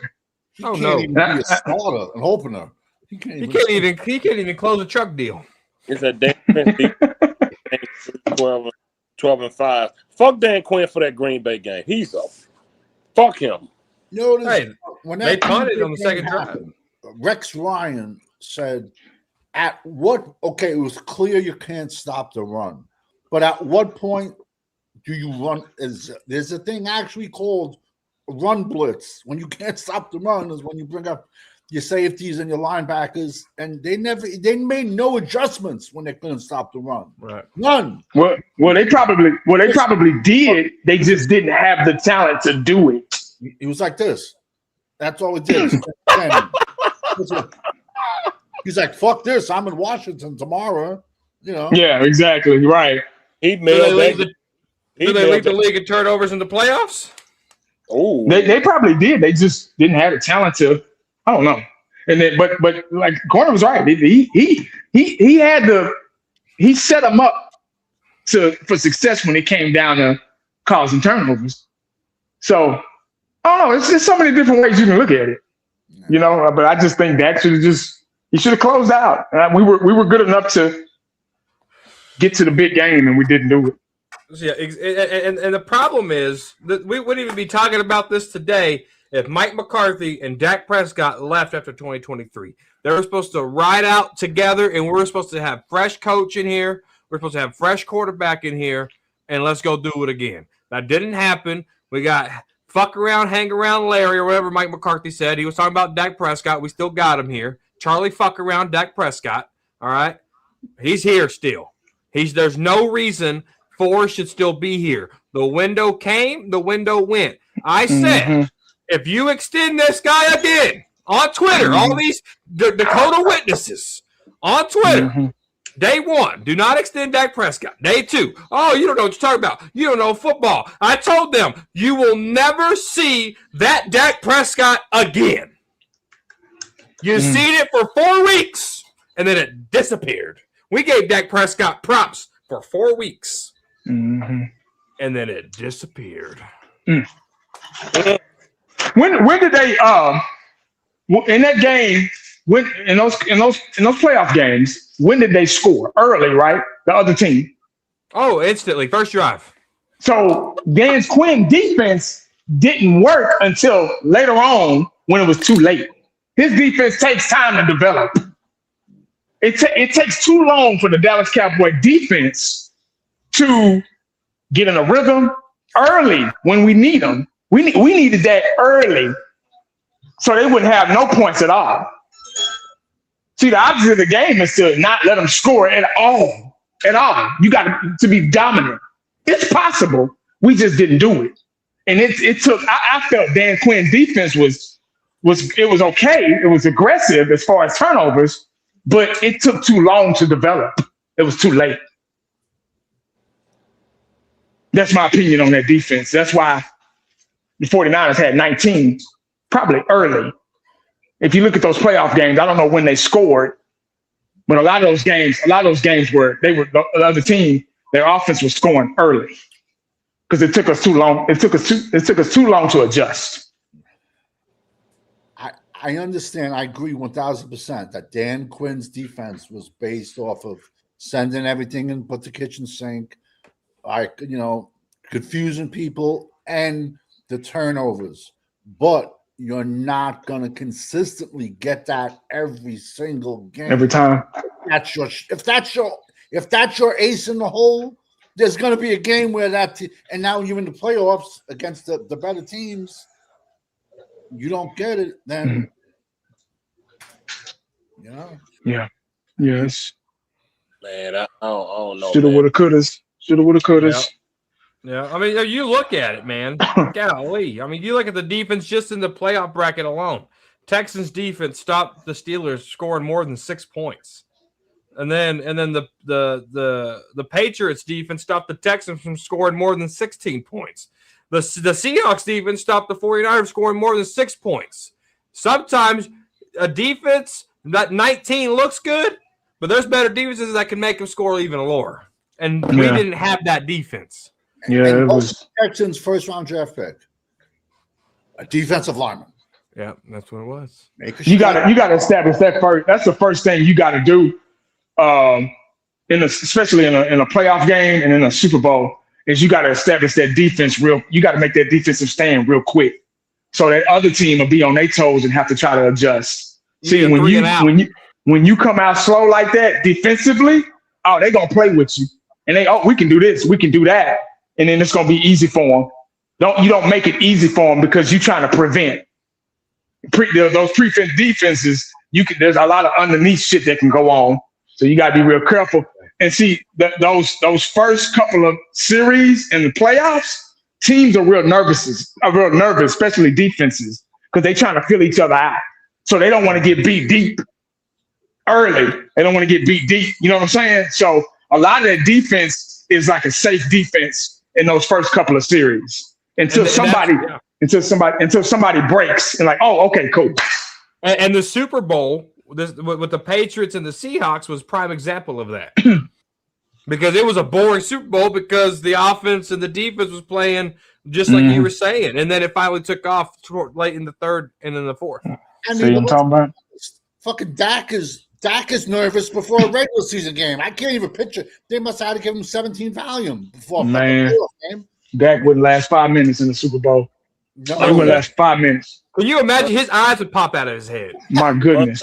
Arsenal said you always can be better, but they were good enough if Dak doesn't turn over the football. Of course. But there's a but there. What you said the first time make my point. Of course. Put the ball instead of his turnover, they win in 22.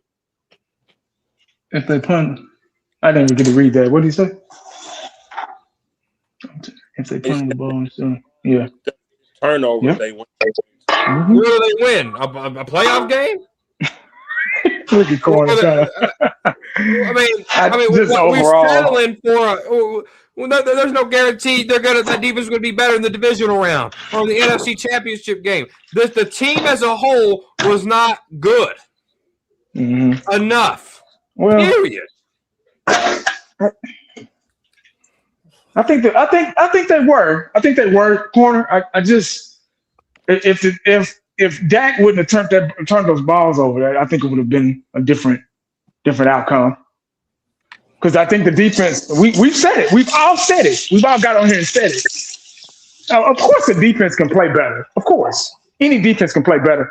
But it's those key moments that the defense did I did my job. We 3 and out. We got a turnover for you. I'm about to go to the sideline, take off my helmet, and I'm gonna expect you as an offense to go out there and get the job done so I can rest. And then you get the job done, get the ball in the red zone, get some points on the board, not field goals, points. And they didn't do that. Dak turned the ball over, defense right back there on the field. And when you got a tired defense and frustrated defense, because they're trust me, I've been there. Because we're out there all the fucking time, more than y'all. Say, man, then you start clashing on the sideline. Say, man, y'all need to get y'all shit together, dog. I just got off the damn field. But where does your frustration start building? Is it that you're still on the field or they're scoring on you?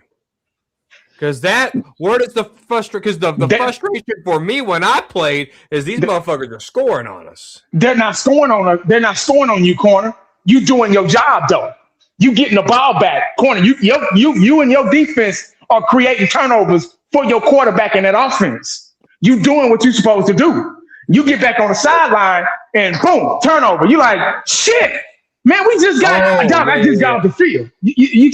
That's what I'm trying to walk you through it. I know you played the game, so I know you know what I'm talking about. You get what I'm saying? So you did your job. We did our job, man. We 3 and out.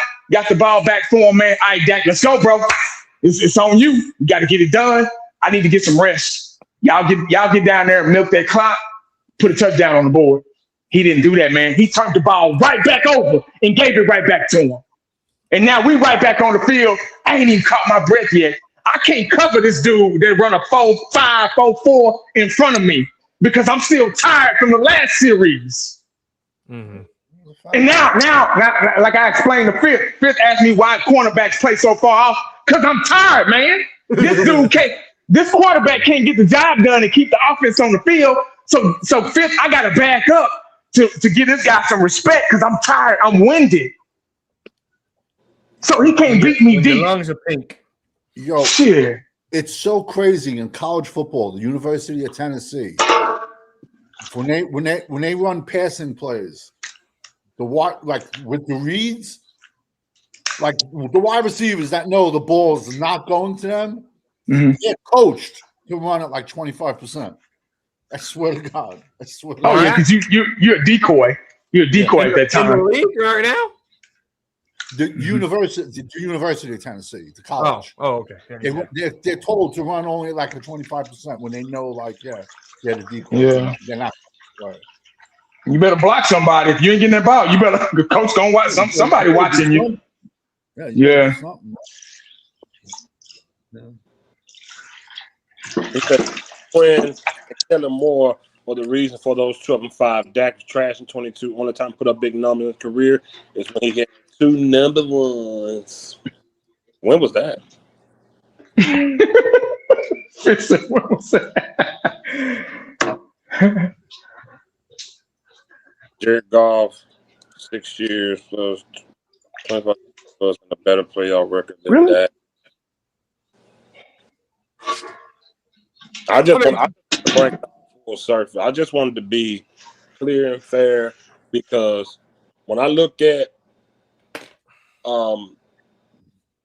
Houston defense, when I look at Seattle defense, and I'm like, damn, we might have some good defenses, but I'm looking at their defense. I'm like, is this what I thought we was?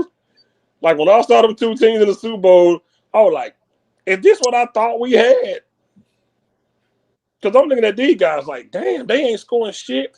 Since we watching the live, we was like, remember, we was like, this how defense is supposed to look. Can't nobody score. You stopped them on 3rd and 1. Your defense stopping them from running up the gut on 3rd and 1. It wasn't even about takeovers, and then the defense just did their job. And that shit was, they put on a clinic. Both defenses were damn good. And I know we won that. And maybe if we had that, we probably would have been a little better. Shit, sometimes your defense got to be better than your sorry quarterback. Shit, I don't know, man. I don't know no more. Don't get me wrong. Dak's at fault for a lot of things too, but there just comes a point in time, and we're talking. I mean, this is 3 years later now, but the team just wasn't good enough. Even with 12 and 5, 3 years in a row, it still wasn't good enough. No matter how you slice it, quarterback, wide receivers, running backs, defense, wasn't good enough. Yeah. Calm down, censor. You don't need a doomsday defense to win a damn playoff game. This is crazy talk. Other teams win with better QBs. Mm-hmm. That's true. Mm-hmm. Yep. That's right. That's exactly right. You just need a good enough defense to keep that ball in your hands. You can't win without the ball. You got to have the ball to win. And defensive turnovers and scoring on defense is very rare. It's not designed for that. Now, when it happens, we're happy, we're surprised, pick 6, strip sack. Oh, somebody D-Law pick up the ball, ran into the end zone. Oh, good. Good. But that's very rare. The odds of that happening are very slim. Would you like that to happen? Of course you would. So your offense would be fresh. You'd rather your defense be fresh, but your offense would be fresh and, get a chance to sit down again, defense right back out there. Now, when you get that turnover and you're running in for a touchdown or whatever, your defense going right back there out there on the field. So you got to put that in perspective too. So, but you would like that, but offense is designed to do all that, to get that ball. That's why they call it offense and defense. And defense do their job. They're good enough to get the ball back. They ain't got to be, like Uncensored said, they ain't got to be a 1985 Chicago Bear defense or anything like that. It just get the ball back for us, man. I ain't asking for nothing much. Just get the ball back for us. Offense controls the clock. They control everything. Offensive line, quarterback, they control. And that's what we did in 16. We controlled everything. They couldn't stop us. They knew exactly what we were doing. With Zeke, they still couldn't stop us because we had the best offensive line in football. And we're not going to be great until we get that back, because that's very important, having that offensive line. I'm telling you. Look how dominant we were. We just didn't have no fucking defense. If we could have stopped Green Bay from getting in field goal range, oh my goodness. But that was it. I still say that 2016 game, the second, and we all know Dak starts slow, I just can't see how anyone thought Dak's going to win a shootout against a rookie Dak, no less, against Aaron Rodgers. I'm sorry. They should have put Romo in. Yes. When it was 14-0, Romo should have been in there. I'm sorry. I guarantee. So that was Garrett, or that was Garrett. I guarantee you that's one of his. That keeps him asleep at night. I guarantee you. Awake. Can somebody pull up the box score of 16 playoff? Oh yeah, it was tragic. It was like 21-0 in the first half. Yeah. How do you yeah. have Romo in there? Right. Romo should have been in there. And you put your rookie quarterback in 21 point deficit. You got your rookie quarterback in there. With Romo. And then you can fucking play this thing like you bench Dak, you put Romo in there, then you win that playoff game, hypothetically. Then the team playing you, they got to scout for Romo and they got to scout for Dak. They don't know who to fucking do. They don't know what happened. And you could do both. You could intertwine both in there, and they wouldn't know what to do. Man, Jason Garrett had it made, and he fucked it up.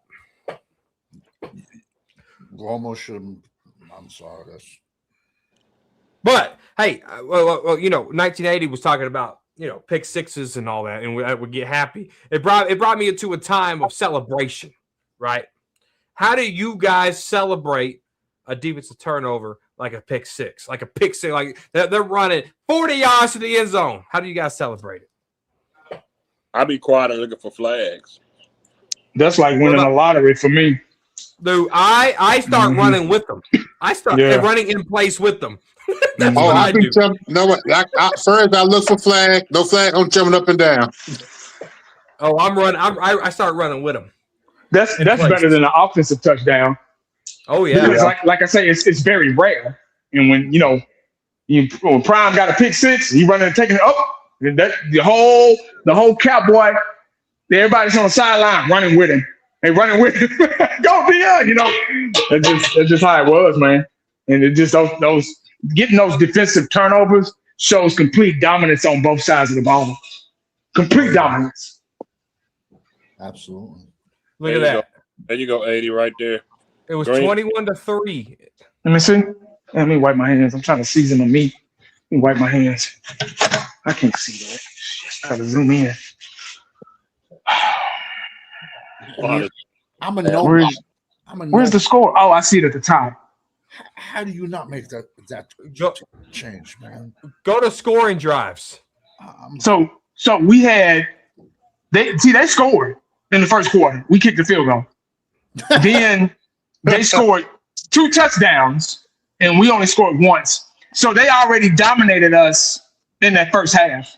At first half, it was very important.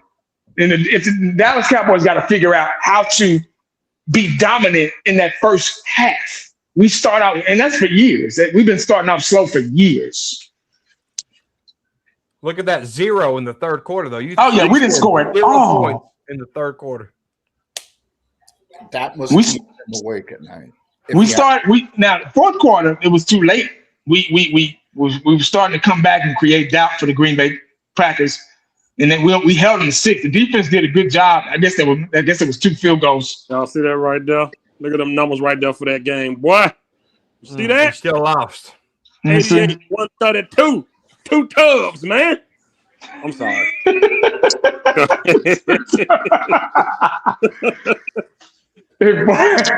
Dez, oh man, I miss him. God, I miss Dez. This was bad. They had 21 going into the half.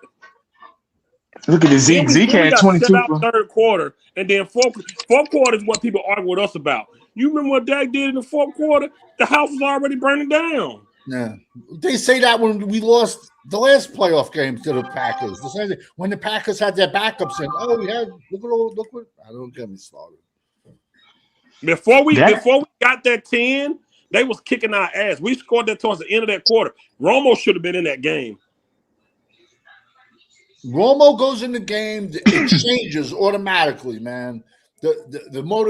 Everyone's motivation changes. Now I'm telling you, it would. Think about that offensive line looking at fucking Dak Prescott in that huddle of that game. We would have scored earlier with Romo. 100%. Yeah. At least you would have had Gunslinger going against Gunslinger first Hall of Fame Gunslinger going up against a rookie quarterback. Yeah. Go ahead. Go to scoring plays. Click on scoring plays. All right. All right, here we go. So we kicked the field goal on the first drive. 11 minutes, 23 seconds in the first. Dan Bailey, 50-yard fucking field goal. 8 plays, 43 yards, 3 minutes, 37 seconds. They get the ball. Look at the next touchdowns. That's a 5 plays, 75 yards in 2 minutes and 25 seconds. Damn. They get the ball again. This was to start the second quarter. 3-yard run. 13 plays, 90-yard drive. 90-yard, 13 plays, 90-yard fucking drive. That's Seattle 2012 right there. That's what that is. And look at us down this whole board. 3, 3, 3, 3, 3. It was 21-3. Romo should have put in 14-3. Romo should have been in right there. 1,000%. Right there to start the first drive of the second quarter. Yeah. We win that game. Yeah. You know what I think of Romo, but I think we win that. The changes you put. Then the Cowboys score 2-1. Des Bryant. 4 touchdown. plays, 75 yards. They did it too fast.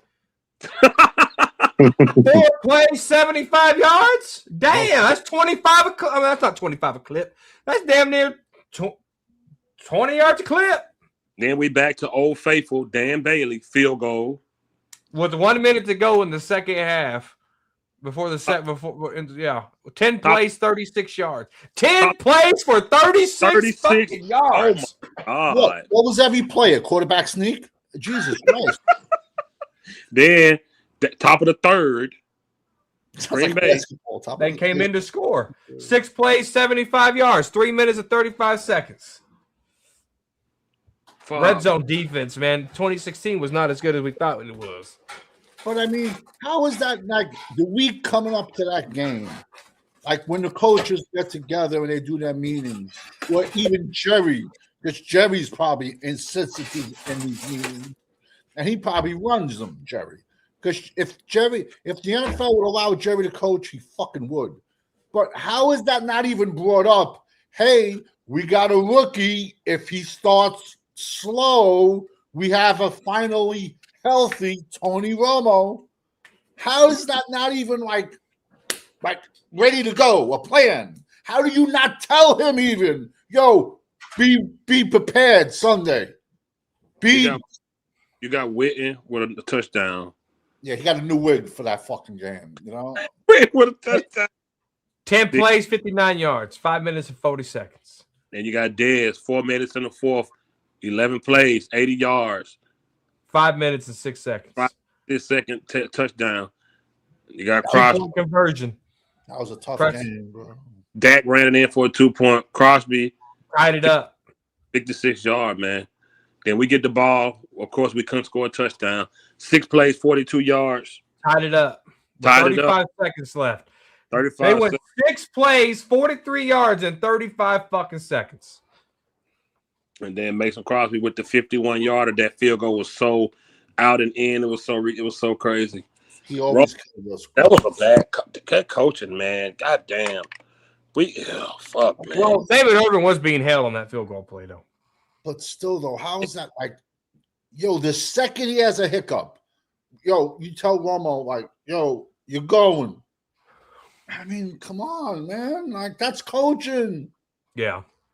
But how does Jerry not even fucking say that to him, man? Say, listen, I want him on a short leash. You got Jet Talk. What is that? Romo shit. After Dak had won, I think 8 in a row, Romo went to Stephen Jones after he played for a spot back. Stephen said, nah, man. Romo went to Stephen after could he play for Listen, I'm old school. I've seen this happen to Montana. I've seen this even happen to Phil Simms. 1980, I hope you agree with me. You should not lose your job because of an injury. I've seen Otis Anderson, a running back with the Giants, Bavaro. You lose your job in college, in the NFL, even high school. You should, into Pee-wees, you lose your job for bad performance if someone is better. You should not lose your job because of an injury. I'm sorry. I'm old school. I apologize. Yeah, Romo was far better. I agree with that take. Hey, I'm gonna run. You guys have fun. Appreciate you, Corner. All right, brother. Yeah, Romo, I don't know. When that game got down 14-3, Tony Romo would have came and lit their ass up, man. Him and Dez would have put on a clinical. Green Bay have a cornerback that can hang with Dez. That's why Dez had 132 and 2 tubs. Only on 9 receptions. 132 on 9 receptions. They didn't have nobody that could freaking hang with Romo and Dez. They didn't put Romo in, man. It's about this. That's why Dak stayed in. The jersey was selling. The jersey, big time. Yeah, you're right. You're right. No, hey, I bought one. It's bullshit. It's bullshit. Romo should have got his fucking job. Listen. When Dak was, of course, I'm not saying it, but when it's 14-3, this dude is a rookie. Aaron Rodgers, come on, man. You put Romo in. Yeah, man. that was a tough one. I was on that Dak train, man. But I did think that Romo should have been in that game to close it out. But they weren't going to do that, man. Unfortunately, that's not how it works in the NFL. It's politics. I know you know this shit, but it's politics, man. And they feel like if it ain't broke, don't fix it. And that's what when Zeke, man, when they came in, everything was just flowing, man. Everything was just flowing, dog. And it was the hype. The fans wanted them in there, but you had the fans like us, like, shit, man, they should have put Romo back in there, but damn. They was marketing their jerseys. They was marketing their jerseys with the Dallas area code 214. Yeah. Oh yeah. Yeah. I had a shirt that said right. They was marketing. Hey, I bought the That's jerseys. bullshit how they did Romo. They put Romo in that last Eagles game. He threw a touchdown to T. Will. That's the last time he got the field. Yeah. But 80, do you think you should lose the job at any level for an injury or a bad performance? No, I don't think so. Not for an injury. If somebody just come in and take your position, okay, but not an injury, man. Joe Montana got done like that, with Steve Young. Exactly. It was the same. It was the same thing. They went through the same thing, man. History repeated itself. Yeah, they put Steve Young in there. We kicked their ass in '92. So, just that's just the way it is, man. I wish ain't nothing we can do about it, but yeah, I agree. He should have been in there. Should have been in there. OG's in the chat. OG. Shout out to OG. Doing that. Salute to OG. OG, what's up? Damn, man. It's just we had so many talented players, man. We had such a talented roster. We were a better team than Green Bay that year. Yes. We were a better team on both sides of the ball. And that was probably one of the most, I think right there, the expectations were so high that year. We were so good that year. All those games we were winning back to back. The only team that beat us in that season was the New York Giants. They beat us twice, I think. Yeah, they beat us twice. And our expectations and the fan base and everybody, expectations were so high for the Dallas Cowboys then. That loss was almost as heartbreaking as '94. Yeah, Nate Dogg, we kicked their ass earlier that year, 30-16. Record that we kicked their ass. Was a road game. Because we won all the games that year. We went up there and kicked their ass. We showed they had them. They had them. But they had them. Green Bay had them. Us. They had all the jerseys on. Yeah. Mm-hmm. We smoked their ass. 30-16, bro. David Irvin was all over Romo. Woo! All over him. Barry Church intercepted Romo in the end zone. We was on their ass. Barry Church was like as an IDP in fantasy. He was legit, man. Barry Church was legit. He was legit. He got you 10, 12 points, 14 points every week. Barry Church was legit. He had size to him too. We kicked their ass earlier that year, but we kicked everybody's ass that year, man. What was our record though that year? That it was an away game. 13-3. So what were they? 14-2? Oh, Green Bay? Yeah, because if we were 13-3, it was an away game. They had a better record than us. Oh, I think that was a home game. I think that playoff game was a home game. I think. Yeah, it was a home. No, it was a home game for Green Bay. Was it? What was their record? That game was on the road. I don't remember. I I know. don't remember. To me, that's 90 years ago. 26. Remember, we had a first round bye. Remember, we had a first round bye. We didn't. Yeah, we didn't. Our record was so good. We had a first round bye. We kicked ass that year. If we had a first round bye, then the game should have been in our house. We had a first round bye in 2016. Seriously, he said Packers were 10-6 in 2016. Then there was no way we had, and we beat them. We had a first round bye. We didn't have a first round playoff. We was at the house. But if they were 10-6 and we were 13-3, and we had a first round bye, that game should have been in Texas. I don't know. It doesn't. Something's not adding up. They said 26. And we beat them. They said it was a home game. The chat said it was a home game. I thought it was a home game. Okay, 2014. Wait. Okay. I got confused. With they said it was in Dallas. I thought it was a home game. The no catch was in Green Bay. That was a great, yeah. Okay, I had it confused. Yeah. I had the game confused. That was like. It was a home game. He think of 2014. Yeah, for sure. Yeah, you're right. I had it confused. They had beaten the Giants in the wild. Oh, he said they had beat the Giants on the wild card. Okay, yeah, that 2014 game, T. Will forgot to go out of bounds and stayed in bounds, and the clock ran out. That's how T. Will, you crazy motherfucker. And I could be mistaken, but that one year the Giants beat us twice. Well, 2016, the Giants beat us twice. That one game, T. Will forgot to he stayed in bounds instead of running out of bounds, stopping the clock. He stayed in bounds on one of the games, and they kicked our ass. Yeah, it sucks, man. It really does. It does. It does. It sucks, man. It is. That's why I'm smoking these fucking dudes, man. We get held.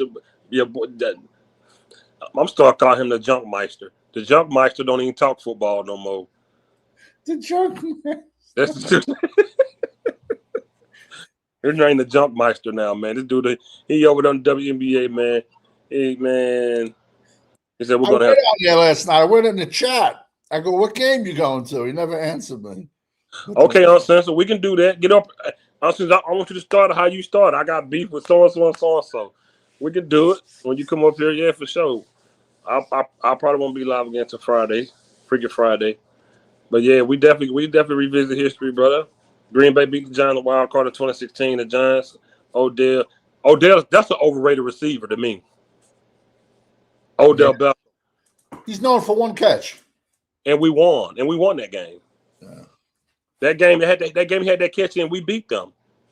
He's known for that catch. And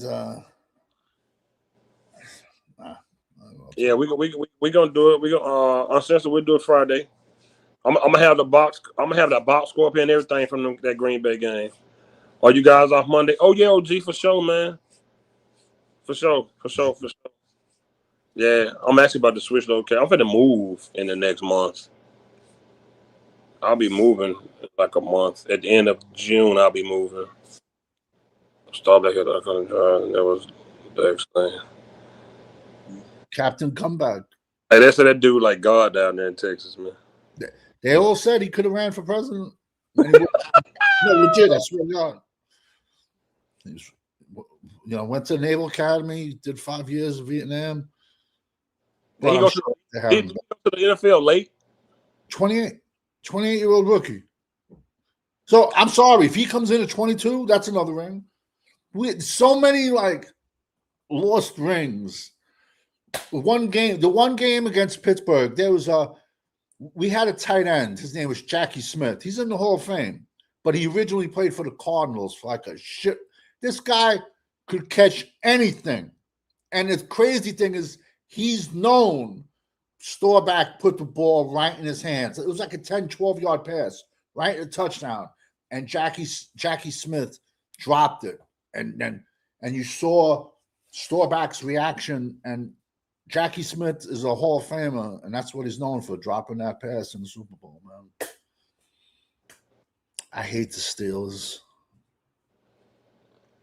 Yeah. And then you got, he retires, and then your punter takes you to 3 straight NFC Championship games. So close, man. Fucking sucks, bro. Nate Dogg set the Yo, they it's so say funny. no. God, moving out of I this. was saying I was laughing at Nate Dogg. Go ahead, bro. Jackie dropped it. Yeah, he was the sickest man in America, and that's what he's known for, man. And he's in the Hall of Fame, that man, and he's known for dropping that pass. Man. And Staubach put it right in his hands, man. Damn. James Harden is ass. He definitely ass. Nah, Miss Matrix. I ain't leaving this state. Just leaving this area, this town, this city. Danny White. What's about Danny White? Danny White leagues above Dak. Facts.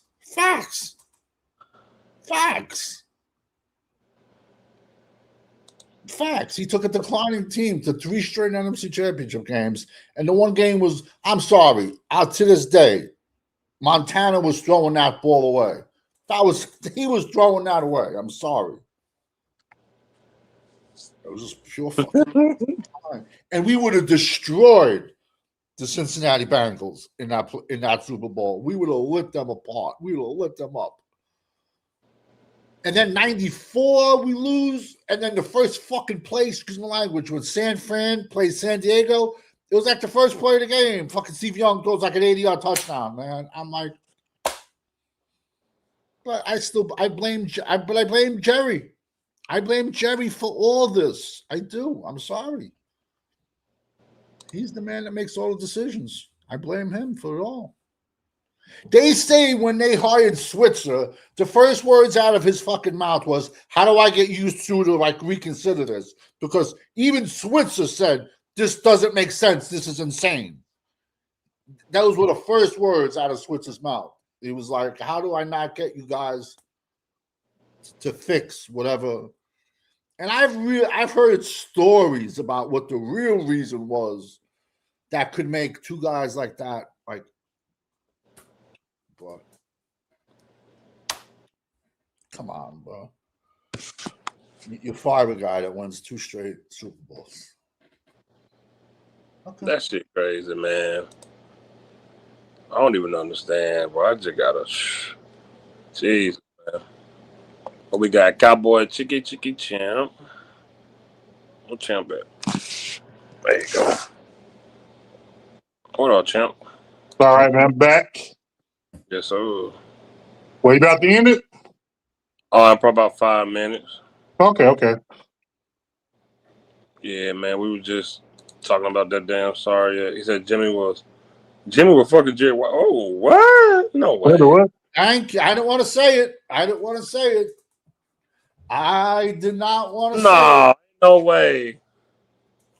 want to say it. Man, whatever. Man, Jimmy, man, I don't think Jimmy wasn't doing that scarecrow looking woman. But think about what crazy, and it isn't 3 guys having fucking drinks at the NFL meetings. What could be so fucking bad for that to happen? And I heard that 20 years ago. I heard legit 20 years ago. I heard that. What the hell? I heard that 20 years ago. Mm. Well, maybe she'll get revenge off of Jerry. Because Jerry, he got his strippers and. Well, you don't think she was banging the guy like the landscaper or the fucking masseuse or whatever? She was doing the day. She knew he was. Yeah. So, she ain't gonna sit there and make fucking dinner every night. She wasn't, but I'm sure she had a fucking, The boy toy. Yeah. My Lord. She wasn't Scarecrow in the 90s. I don't know what you looked like back then. No. There. You crazy. Man, Richard crazy as hell. They said when Switzer was the coach and Dallas had road games, he would book 3 rooms, Switzer.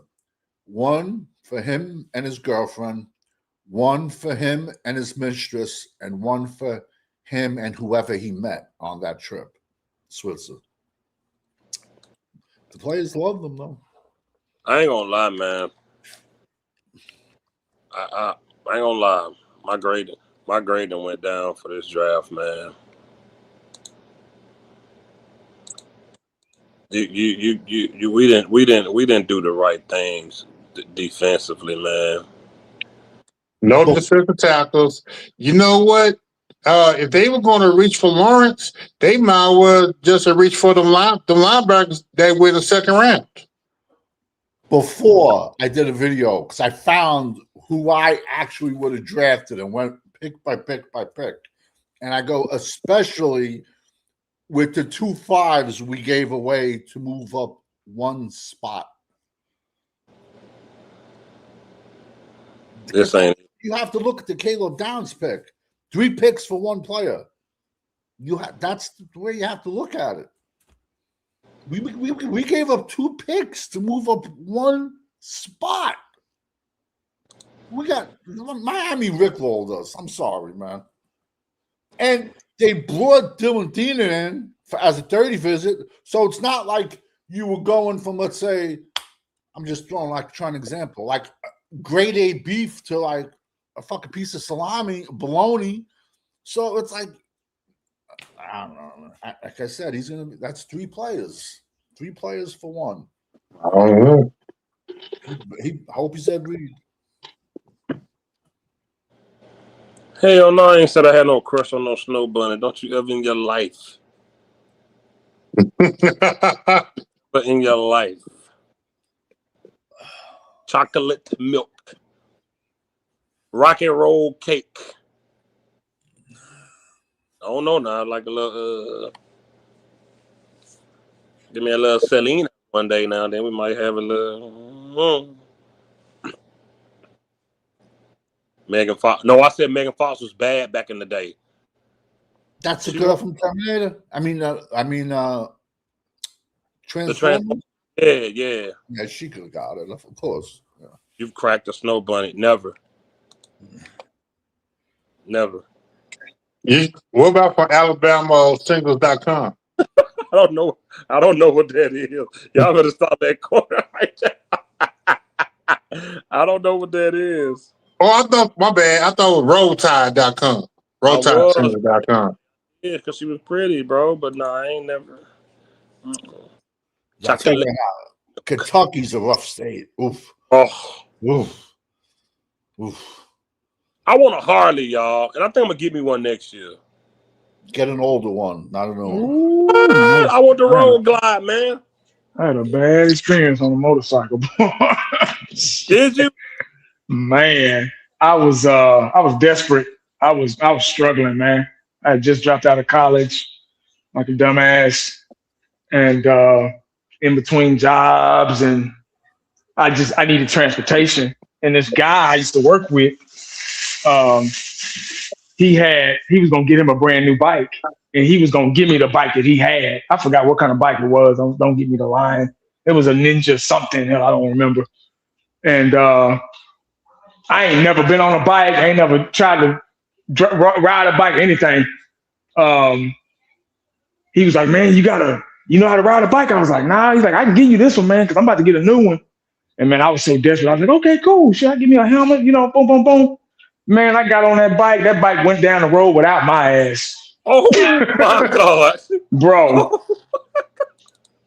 He said, man, you got to get back on. He said, man, you got to get back on. I said, man, hell no. I said, I'm good.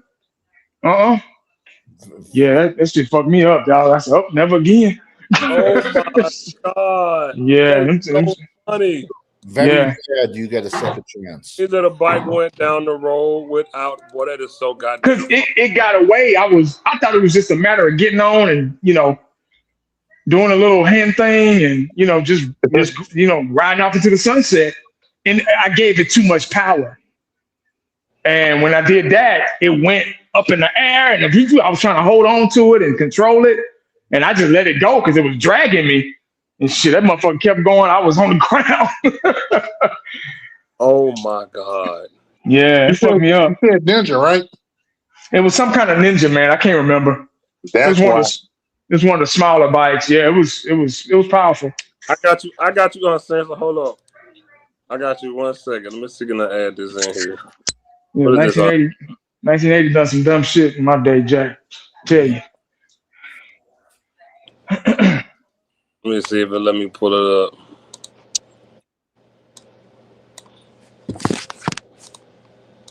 Yeah, I want me a Harley, man. Let me see if it What let me about pull the it up. RV? This the closest I will ever get. Yeah, Look but at Phil. Look at GPA, Phil. grade point average. That's it. It's grade point average. They all get it, bro. Oh, I'm shit. not a big baseball But you guy. see, I'm standing next to the sister though. Gotta keep it crowned. Oh, that's supposed to look kind of like that, a suntan or something. Man, this an old. This like 2010 outside the club or something like that. That's an old picture. Oh, I was a young boy, man. I was old. yes, sir. Listen, some home runs are what 400 feet, some are 370. It's still a home run, bro. It's all GP at the end. All they see is numbers. That's Well, right. I guarantee you, That's right. Will Chamberlain's 10,000. They were not all tens. You know what I'm saying? Mm. And Ric Flair says he beat that. But then other wrestlers say, yo, Ric Flair used to bring home some of the like most busted fucking broads in the world and He shoot said, it. "Look at Phil with chocolate sprinkles." Oh, Oh, that's an old picture, y'all. That was an old picture. Well, I went to spring break 4 years. I never went to college. I just, I made it to college. Yeah. It's a small liberal arts Oh school. boy, Yeah. I was like, I went to college. Yeah, spring break. that was an old one, y'all. That was an old one. Back in the day, man. Truck stop. If you look like a little. I think I. What does that mean? Which one you, man? That was just some. I just hopped in them girls' picture. They would take the picture outside the club. I just hopped in it. I don't know none of them. There are at least 4 crackables in that. Y'all be respectful to those women, man. You brothers, man. Yeah, but all like four Long Island's ITs, they all look fucking like Paula Abdul. They all look like Halle Berry. Those were University of Alabama students, man. They went to Roll Tide. Oh, so it was RollTide.com. No, it wasn't. The school was right down. We was on the script. That was a club on the script right down from the school. It depends which week you go, the different colleges you get. I got a lot of North Carolina, SMU, Michigan. I mean, girls went to those colleges. Like, it all depends what week you go because they all have different like weeks for spring break and shit. Michigan. That's funny as hell. Yeah, them spring breaks be something serious, man. One is some crazy. Swear to God, first spring break I ever went to, I met a girl. She lived 4 blocks from me, and I had no fucking clue. No clue. Never. We didn't even know each other. So you think that's something? Wait till I come to Vegas, boy. Wait till I come out there. These my ways. Wait till I come. I'm gonna show you how to have a good time, boy.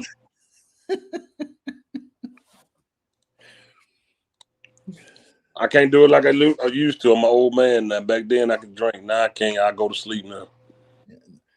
Yeah, it takes you 9 days to recover when you do it. He said you missed your just Shuttlesworth moment. Nah, man. Smoking the smoke up in that. No, I've never heard that. Yeah, I can't wait to come out there, bro. I'm telling you, I'm gonna have to have. We're gonna go live my phone. You have to record me because I'm gonna be lit.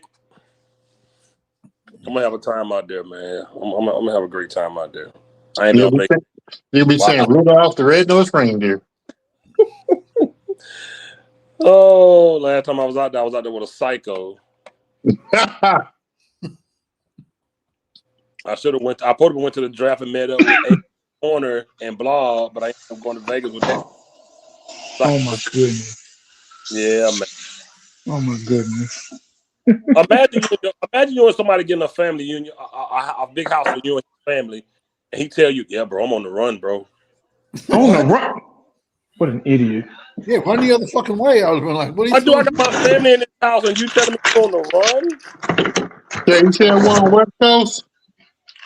What an idiot. What an idiot. People want to make a motorcycle game. They don't want me to make a motorcycle game. I'm going straight for Hell's Angels. I ain't seen that dude since, man. Me either. Probably locked up. He was at one point. He didn't go. He went at one point. He was locked up at one point. Mm-hmm. He's like, yeah, I'm on the run, bro. I've been on the run 2 years. Soon as this vacation, I want to turn to myself. What? Damn. I got my family out here, bro, and you talking about you on the run? Man, that was some crazy shit, boy. I left Vegas. How damn Robin and Baby Kid left Vegas when they left Fun World. Then they dropped up.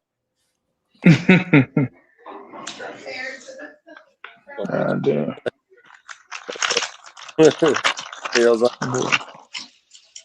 Fifth Harbor and Futures. Man, look, we paid like $4,000 to rent that house in Vegas too. It's big money. I had my business running back then. I was doing a little better in life back then. Man, this was balling, boy. Hell, still is. Shit. See, I ain't making no noise, man. It ain't like it used to be, boy, I tell you. Yeah, economy crazy, and it cost money just to go outside, man. But hey, you got $40 more than I do. Man, I ain't got shit. I'm finna be pissed. I'm finna spend some money because I'm finna move in like a month. This shit about to be expensive. It's about to be hella expensive. I already know it. Everything's expensive. Gas Everything expensive, man. Can't even go out to eat no more without being expensive. Gas is like when you get gas, man, it's almost like you paying a utility bill. It is. It's like $60, $70 and up, man. Like, I'm dead serious. Yeah. It's crazy, man. It's gonna get higher, in my opinion. I hope I'm wrong. But assholes. No, you're not wrong. You're not wrong. It is about to get higher. And then they put they don't tell how much ethanol they put inside the gas to make the fuel burn faster too. Mm-hmm. Miss Matrix, man, you know what I'm gonna do? I'm not gonna go to a game, but I'm gonna come to Texas, and hopefully me, Champ, and 80 can go to a bar and watch a game. But I'm not going. I'm not getting Jerry my money. No. I meet up with my guys, Champ 80. I ain't going to no damn game. No way. I want to give that guy my balls. I want to get him used up toilet paper. I can't do it, man.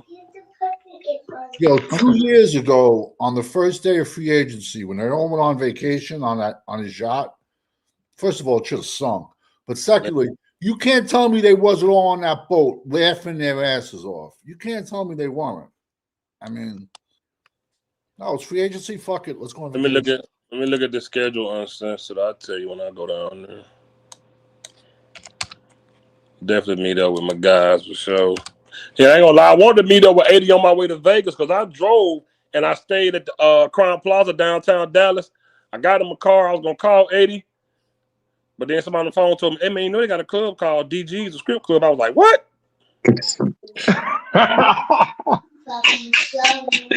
When somebody got addicted, God, DG spent like $1,500, man. Knowing I was headed to damn Vegas. I don't mind strip clubs, but I just have a problem when these broads are on fucking roller skates and they're in front of you like every 6 seconds.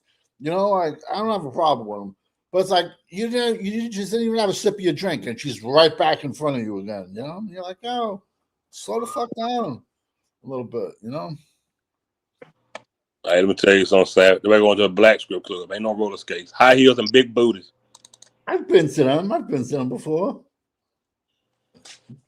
I can have fun. Man, they got young Fifth right there, 16 years old, man. God, no. yeah, look at 16. I was on weights like a motherfucker back then, boy.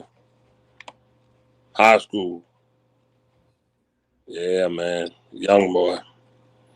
Whole lot of energy. Better bones. Man, they look like he already had a mustache and a beard back then. I was a young boy, man.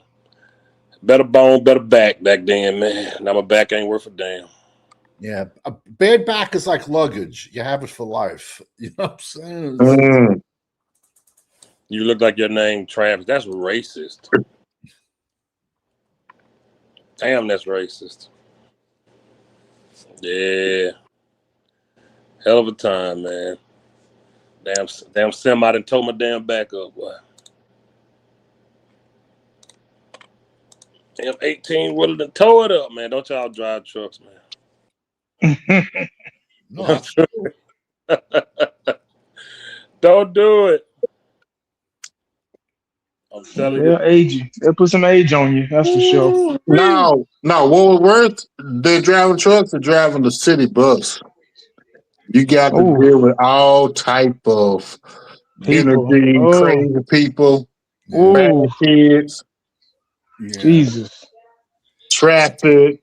Yes, man.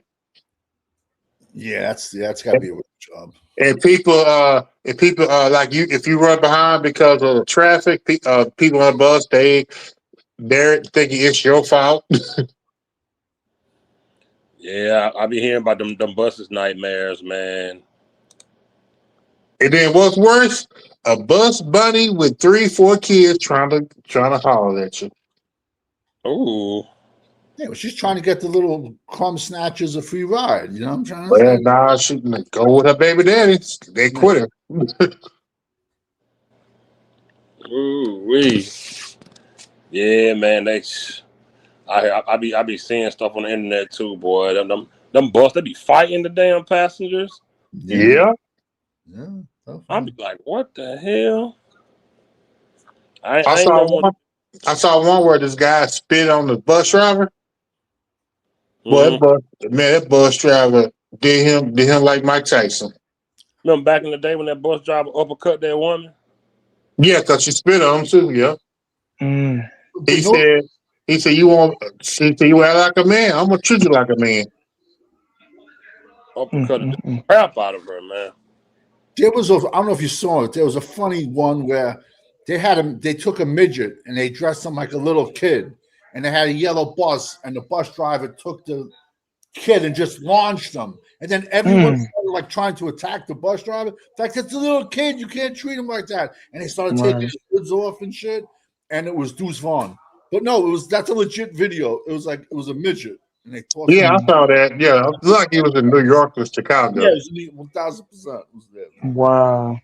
Like, you can't treat a kid like that. Oh, you ever see the wrestling on the subways? Did you ever see that? The Subway series? Yeah, I be saying They fucking had to do wrestling on the subways in New York City. It's crazy. And the rats are running around. The fucking rats are the size of cats. They are huge. I'm serious. They are. I've seen them, man. Like, good Lord. New York is that's a crazy place, man.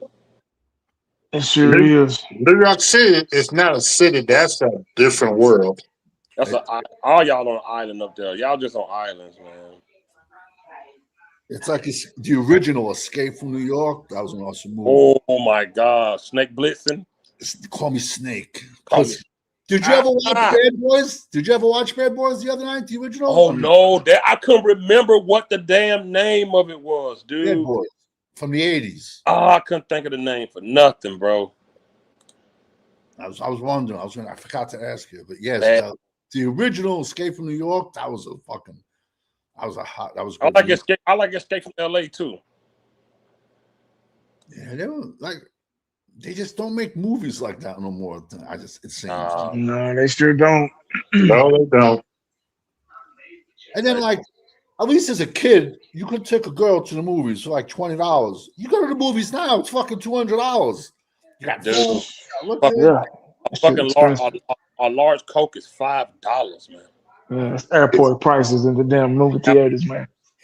It's AT&T Stadium prices or $11. No, a small popcorn is about $12. Yeah. Hey, we went to go see. Was it last week? We went to go see Michael Jackson movie, bro. When I tell you, I thought that was Michael playing himself. Oh, his nephew, yeah. It was that good, bro. I was like, he did a great job. They did a great job, bro. You know, because I'm a huge Michael fan. Like I had everything. I had him on my wall. I had the Thriller album. I had the jackets. I had everything, you know, growing up. And I thought I was going to be really particular. Oh, you're doing this wrong. Oh, you missed a step. Man, he was on it, man. He was on it. I was like, God. And when he talked and his movements, his mannerisms, you know, it was Mike. I thought I was looking at Mike. I had to blink. I was like, damn, is that Mike? Shit. And he did good, man. Really good movie. Damn. I haven't seen it yet, man. You know they're doing a part 2. Yeah, the second part. Mm-hmm. Yeah. Yo, Blaze, look up Marcy Project Rat. This thing was like a guy hit it with a fucking pitchfork. That's how big it was. This thing was like, you can Google it. It'll pop up. I'll tell you what movie I watched the other day. Super throwback. A lot of people don't even know this movie. Demolition Man. I remember that. That was a good movie. And Sylvester Stallone. Yeah. With Wesley Snipes. Yeah, I mean, I was gonna say Wesley Snipes was in there. Yep. Yeah. Him and Stallone and Sandra Bullock? Yeah. Yeah. That was a good movie. Real good plot. It was a really good movie. I loved it though, man. I went back and watched that one, man. I also watched Speed, the one with the bus, not with the boat. Speed, yeah. That was a good one too. Yeah, I remember that. The bus couldn't slow down or it would explode. Right? Yeah, Speed was. I told my one of my partners, I said, shit, probably tomorrow, dude. I probably watch all the damn Die Hard, because those were some classic. Die Hard was good. Ooh, I haven't seen that in a long time. The one with him and Sam Jackson? Oh. Yeah. Die Hard with a Vengeance? Man, goddamn. Man. I wasn't a big Willis fan for some reason. I don't know. You wasn't a big Bruce? Oh, wow. Yeah, seriously. I watched the Die Hard series. I mean, what was it? He was in what? Pulp Fiction? Like that? Yeah. He was good in Armageddon too. He's really good in Armageddon. Armageddon. Woo! Yeah. Hey, remember Moonlighters? Oh yeah, Moonlighter. Yeah, that's where he started. He started Moonlighter. Yes, I remember that series. That put him on the map. I need to go back and watch Revenge of the Nerds because you know Ogre just died this past week. Yes. Awesome movie. Oh yeah, Rob Bates died yesterday. Man, yeah, he sure did. Yep. Rob Bates. It takes two. Yeah. Yeah, he passed away. He not old, right? He had to be like he was like 56, 57. He wasn't even about 57. Yeah, he wasn't even 60 yet, man. Like, dang. Yeah. So young, man. Is Die Hard a Christmas movie? You better watch your mouth, Brendo. I was gonna say how was it a Christmas movie? I ain't gonna lie, uncensored. I'll give you that one. I love me some damn Sandra Bullock, man. I mean, you can get it for GPA, but a crush. I mean, I could probably think of 1,000. You know what Kevin Nash says? He says that Rodman offered him Carmen Electra, and he said no. I would, man. She'd been walking sideways. well, probably not after she was dealing with. I mean, I would have smashed. Yeah, she was fucking. Yeah, Jermaine had his thing with Michael, man. He was just pretty much hating on Michael. There you go. And he even did a song called because I had did it on one of my videos. There you go. That's what he told that girl before he gave her that uppercut on that bus. You going to jail now? Yeah. Got a nastiest uppercut. Cracked her. Yo, as crazy as it sounds, in a lot of states, if you assault a bus driver, someone who works for a water company, electric company, or whatever, it's like you're hitting a police officer. It gets upgraded. Yeah. Like say someone wants PS, like the electric company, they come shut off your electricity and you crack them. It's like in a lot of states, it's like hitting a law enforcement officer. Same thing with a bus driver or a teacher and shit like that. You know what I'm saying? But no, what I don't understand is it's like every fucking week you can't miss. There's like some smoking fucking hot like teacher getting locked up, fucking banging like a 14-year-old, 15-year-old. They didn't look like that when I was in school. No, they all look like fucking Large Marge from fucking the Pete Holmes movie. They look nothing like that. I'm like, look at this shit. These like fine supermodel. My fucking science teacher look like Dog the Bounty Hunter. Yeah. So, but you're telling me these 16-year-old, 17-year-old kids are fucking scarred? And they For tell life? it. And you know what? They a bunch of pussies. No, they're doing it for a lawsuit to get the money from the Board of Ed. That's what they're doing it for. But you can't tell me. Absolutely. Man, I'm like, where were these teachers at when I was in high school? Middle school and high school. They look like fucking Jerry Jones. Man, They I'm look like telling Jerry you. Jones. Man, I probably been a young daddy. Oh my God. Yo, it's crazy, man. I ain't gonna lie, I probably been a young daddy. I want to say I ain't saying shit. Yo, Look check at this. Oh shit. Better be careful with this one, Fitz. Yeah. It might flag you. Nah, this is oh,